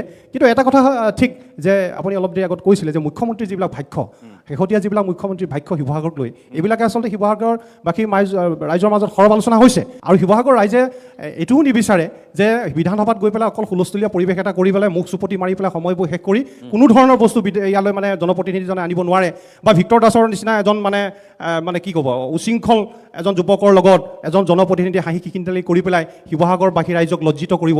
এইবিলাক কথা আচলতে শিৱসাগৰবাসী ৰাইজে চাই আছে। গতিকে মই ভাবিছোঁ এইবাৰ শিৱসাগৰবাসী ৰাইজে এটা সঠিক সিদ্ধান্ত ল'ব আৰু উন্নয়নৰ দিশত আগবাঢ়ি যাব। ঠিক আছে, মই পৰকজ্যোতিৰ কাষলৈ আহিব খুজিছোঁ, সামৰণি মন্তব্য পৰকজ্যোতি। শিৱসাগৰত আজিৰ তাৰিখতো এনেকুৱা কিছুমান ঠাই আছে, মই এখন ঠাইৰ নাম কৈয়ে দিওঁ আপোনাক। আপুনি দিৰমুখ কবত্ত গাঁও, ডিমৌ সমষ্টি অন্তৰ্গত। দিৰমুখ কবত্ত গাঁৱত আমাৰ শৃংখলো গৈছে, একেদিনাখনে তুমি গৈছা, মই গৈছোঁ। দিৰমুখ কবত্ত গাঁৱৰ মানুহখিনি আচলতে জীয়াই আছে কাৰণে জীয়াই আছে। তাত এনেকুৱা এটা পৰিৱেশ, ৰাস্তা পদূলি নাই। যদি বিধায়কক কয় যে আপুনি মানে শিল দুগাড়ীমান পেলাই দিয়ক, সেই শিল দুগাড়ী পেলাবলৈও তেখেতসকলে অসমৰ্থ হৈ পৰে। নিজে নিজে হাবি কাটি ৰাস্তা উলিয়াই মানুহবিলাকে এটা জীৱন নিৰ্বাহ কৰি আছে। পানীৰ কোনো ধৰণৰ ব্যৱস্থা নাই। যদি দাঁতিকাষৰীয়া গাঁওখনতে আচলতে এটা খোৱা পানীৰ ব্যৱস্থা আছে, কিন্তু তেওঁলোকৰ তালৈ সেই ব্যৱস্থাটো কৰা হোৱা নাই। এনেকুৱা এটা পৰিৱেশত আচলতে আমাৰ শিৱসাগৰ নিচিনা ঠাইত এনেকুৱা গাঁও আছে। অকল মই দিৰমুখ কপট্ট গাঁও এটা উদাহৰণ, তেনেকুৱা গাঁও ঢেৰ আছে। শিৱসাগৰত বহুত মানুহৰ আজিও ভূমিপত্ৰ নাই। শিৱসাগৰত বহুত মানুহে আজিও বান গৰা খহনীয়াৰ কবলত ককবকাই ফুৰিছে। এই কথাবিলাক কোনে চিন্তা কৰিব? আমি কাক আচলতে আমি বিশ্বাস কৰিম? আমি ক'ব নিচিনাকৈ আমিতো শাসক পক্ষৰ বিধায়ককো জিকাই পঠাইছোঁ, আমি বিৰোধী পক্ষৰ বিধায়ককো জিকাই পঠাইছোঁ, আমি শক্তিশালী কণ্ঠ বুলি ভাবিও কাৰোবাক জিকাই পঠাইছোঁ, আমি বিভিন্ন ধৰণৰ চিন্তা চৰ্চা কৰিছোঁ, সোঁতৰ বিপৰীতে গৈ চাইছোঁ, সোঁতৰ লগত থাকিও চাইছোঁ, কিন্তু শিৱসাগৰখনে যে প্ৰায় এতিয়া শিৱসাগৰৰ মানুহখিনি বা ভোটাৰসকল দুমোজাত আছে যে কৰিবই বাকী নিশ্চিতভাৱে নহয়নে? নিশ্চিতভাৱে শিৱসাগৰৰ মানুহ সঁচাকৈ দুমোজাত আছে যে আমি আচলতে কাক বিশ্বাস কৰিম কি। সমান্তৰালকৈ এনেকুৱা ধৰণৰ মানে বাতাবৰণৰ সৃষ্টি হৈছে শিৱসাগৰত যে এক অৰাজক পৰিৱেশৰ সৃষ্টি কৰিবলৈও কিন্তু বিচৰা হৈছে। আৰু সেই অৰাজকতা কিন্তু আমাৰ শিৱসাগৰত সৃষ্টি কৰি যাতে শিৱসাগৰ ৰাজনৈতিক পৰিৱেশটো আৰু এটা বিপদগামী মানে ঠাইলৈ লৈ যাব পাৰোঁ, তাৰো এটা ব্যৱস্থা কৰা হৈছে। ধন্যবাদ। পল্লৱী। এটা কথা দাদা ক'ব লাগিব যে কেন্দ্ৰত চৰকাৰ বেলেগ হ'লে বা সমষ্টিত এটা বিৰোধী পক্ষ থাকিলে অকণমান কামবিলাক কৰিবলৈ কেতিয়াবা অকণ অসুবিধাৰো সৃষ্টি হয়, নোহোৱা নহয়, কিন্তু কাম কৰা সদিচ্ছাও থাকিব লাগিব। আৰু এখন গণতান্ত্ৰিক দেশৰ নাগৰিক হিচাপে সঁচাক সঁচা আৰু মিছাক মিছা কোৱাৰ অধিকাৰ আছে বাবে আজি এটা কথা কওঁ, যেতিয়া আমি এগৰাকী ছাত্ৰী প্ৰতিনিধি হিচাপে আজি কিছুদিনৰ পূৰ্বে বিধায়কগৰাকীৰ কাম কাজক সমালোচনা কৰিবলৈ আগবাঢ়িছিলোঁ, তেতিয়া তেওঁলোকৰ এজনেই মানে ক'লে যে তোমালোকৰচোন ইউনিয়ন অফিচটোৱে আমাৰ বিধায়কজনে দিছিলে, তুমি কেনেকৈ সমালোচনা কৰিব পাৰিবা? গতিকে মই এটা কথা ক'ব বিচাৰোঁ, ইউনিয়ন অফিচটো দিয়া বা তেওঁ যিখিনি আজি এই দিশ আপোনালোকে দেখিবলৈ পাইছে, সেইটো তেওঁ নৈতিক এটা কৰ্তব্য, তেওঁ দিব লাগে। কিন্তু বাকী কথা এটাই যে এইবাৰ আমাৰ শিৱসাগৰে এনেকুৱা এজন ৰাজনৈতিক জনপ্ৰতিনিধিক পঠিয়াওক যিয়ে ৰাইজৰ স্বাৰ্থক সৰ্বাগ্ৰে স্থান দিব, যিয়ে কেৱল নিৰ্বাচনৰ আগত নহয় নিৰ্বাচনৰ পাছতো ৰাইজৰ মাজত থাকি কাম কৰিব। আৰু আমাৰ শিৱসাগৰত এটা বদনামেই আছে যে আমাৰ শিৱসাগৰত দল সংগঠন থকাৰ কাৰণে হেনো আমাৰ উন্নয়ন নহয়। কিন্তু মই এটা কথা ক'ব বিচাৰোঁ যে শিৱসাগৰত ভাল কামক সদায় দল সংগঠনবিলাকে সদায় সমৰ্থন কৰি আহিছে আৰু বেয়া কামক সদায় সমালোচনা কৰি আহিছে। ধন্যবাদ জ্ঞাপন কৰিছোঁ। বিষ্ণু, সামৰণি মন্তব্য। বৰ্তমান আচলতে উন্নয়নৰ যিটো ধাৰা শিৱসাগৰ যিটো থাকিব লাগিছিলে, সেই উন্নয়নৰ ধাৰাটো যিধৰণে ঐতিহাসিক বুলি আমি কওঁ, ঐতিহ্যমণ্ডিত বুলি শিৱসাগৰ কওঁ, ঐতিহ্যমণ্ডিত ঐতিহাসিক শব্দটো ক'বলৈ বৰ্তমান লাজ লগা হৈছে। উন্নয়নৰ যিটো শব্দ, সেই শব্দটো নদীৰ কোবাল সোঁতত উটি যোৱা যেন পৰিলক্ষিত। আমি শিৱসাগৰৰ মানুহখিনিয়ে বকাই আছোঁ, আমাক উন্নয়ন লাগে আমি চিঞৰি আছোঁ, কিন্তু কোনো এখন চৰকাৰ হওক বা কোনো এটা ৰাজনৈতিক দলেই হওক, কাৰো আচলতে উন্নয়ন নামৰ শব্দটো মানে শিৱসাগৰ জিলাখন উন্নয়ন কৰি ৰাইজৰ হাতত উন্নয়ন নামৰ মানে শব্দটো গুজি দিয়াৰ বাবে কাৰো সদিচ্ছা নাই, কোনো এখন চৰকাৰ নাই, কোনো এটা দল সংগঠনৰ নাই। এইবাৰ ইয়াৰ হিচাপ হ'ব। গতিকে যোগ্য আচলতে চাওক, মই আৰু এটা কথা কৈ যাওঁ, যিজন বিধায়ক আজি ডিমৌ সমষ্টিত যেনেকৈ সুশান্ত বৰগোহাঁই মেডিকেল কলেজ ল'লে, জেইলখনো লৈ গ'ল, যিজন অখিল গগৈ হওক বা এইবাৰ যিহেতু ৰাজ্য দলৰ অখিল গগৈ বিধায়ক খেলিব বুলি শুনি আছোঁ, আৰু কুশল দৰি বিজেপিৰ নাম চৰ্চাত আছিল, যিজনে বিধায়ক হওক আমাৰ তাত ক'বলগীয়া নাই। কিন্তু আমাৰ এটাই কথা, শিৱসাগৰ এটা ভাল বিমানবন্দৰ শিৱসাগৰ লাগে, এটা ৰেল ষ্টেচন লাগে, শিৱসাগৰ এখন ভাল মেডিকেল কলেজ লাগে, ইঞ্জিনিয়াৰিং কলেজ লাগে, এটা শিক্ষা অনুষ্ঠান লাগে। সেই সকলোবোৰ যিজন বিধায়কে আমাক আজৰি আনি শিৱসাগৰলৈ আনিব পাৰিব আৰু ৰাইজে সেইজনকে যোগ্য বুলি ভাবি বিবেকেৰে ভোট প্ৰদান কৰিব। ধন্যবাদ জ্ঞাপন কৰিছোঁ আটাইকে। মূল কথাটো হ'ল শিৱসাগৰ এটা সময়ৰ ঐতিহাসিক সমলেৰে সমৃদ্ধ, আজিও সেই সমলসমূহ আছে, এনে নহয় যে শেষ হৈ গৈছে, আছে, কিন্তু কিমান দিনলৈ সুৰক্ষিত হৈ থাকিব শিৱসাগৰৰ এই ঐতিহাসিক সমলসমূহ? শিৱসাগৰৰ যি ঐতিহ্য, ইয়াৰ যি সংস্কাৰ, সমন্বয়, শান্তিৰ যি বাতাবৰণ, সেয়া কিমান দিনলৈ বিঘ্নিত নোহোৱাকৈ থাকিব? কাৰণ শিৱসাগৰত এতিয়া আমি দেখিবলৈ পাইছোঁ ৰাজনীতিৰ নামত যি ধৰণৰ কথা বতৰা, যি ধৰণৰ চৰ্চা, যি ধৰণৰ বাগধাৰা মানুহৰ মাজলৈ গৈছে, ই কিন্তু অশনি সংকেত। ইয়াৰ বিপৰীতে শিৱসাগৰে পাইছে কি? ইয়াৰ বিপৰীতে শিৱসাগৰে একো পোৱা নাই। আপোনালোকক আজি জনাওঁ, যদিওবা আটাইকেইগৰাকী শিৱসাগৰৰ সন্তানে কৈছে যে ইয়াত মেডিকেল কলেজ আজিলৈ নাই, জিলাই মেডিকেল কলেজ হ'ব বুলি চৰকাৰে কৈছে, শিৱসাগৰ এতিয়ালৈ এই হিচাপত নাই। আছে, সমষ্টিটোত নাই, ডিমৌত হৈছে, এওঁলোকে বিচাৰিছে সমষ্টিত। এখন ইঞ্জিনিয়াৰিং কলেজ, এখন ল কলেজ, এখন বিশ্বমানৰ বিশ্ববিদ্যালয় য'ত শিৱসাগৰত হ'ব লাগিছিল অতদিনে, নাই এটা ভাল ৰেলৱে ষ্টেচন শিৱসাগৰত নাই, ইয়াক উন্নীত কৰিব পৰা হোৱা নাই। ইয়াৰ যিসমূহ বাট পথ, সেই তাহানি যিদৰে আছিল এতিয়াও তেনেধৰণেই আছে। ইয়াৰ যান জঁটৰ সমস্যা আজিলৈ লাঘৱ হোৱা নাই। এতিয়া শেহতীয়াকৈ দুটামান কাম মাত্ৰ হৈছে, যাৰ বাবে তেওঁলোকে কৈছে যে এইখিনি কাম শেষত হৈছে, কিন্তু এই কামবোৰ ইমান দিনে হোৱা নাছিল।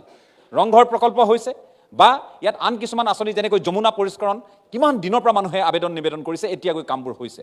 যে কি নহওক, শিৱসাগৰে এইবাৰ নিৰ্বাচনৰ বাবে সাজু হৈছে। আন জিলাসমূহৰ দৰে শিৱসাগৰৰ প্ৰতিটো সমষ্টিৰ ৰাইজ সাজু হৈছে। গতিকে শাসক বিৰোধীৰ বাগধাৰা কি হ'ব, শিৱসাগৰবাসীক কেনেকৈ পতিয়ন নিয়াব, কি প্ৰতিশ্ৰুতি দিলে শিৱসাগৰবাসী উদ্বুদ্ধ হ'ব, সেই কথাখিনি লক্ষণীয় হৈ পৰিছে 2026 এই বিধানসভা নিৰ্বাচনত। মই পুনৰবাৰ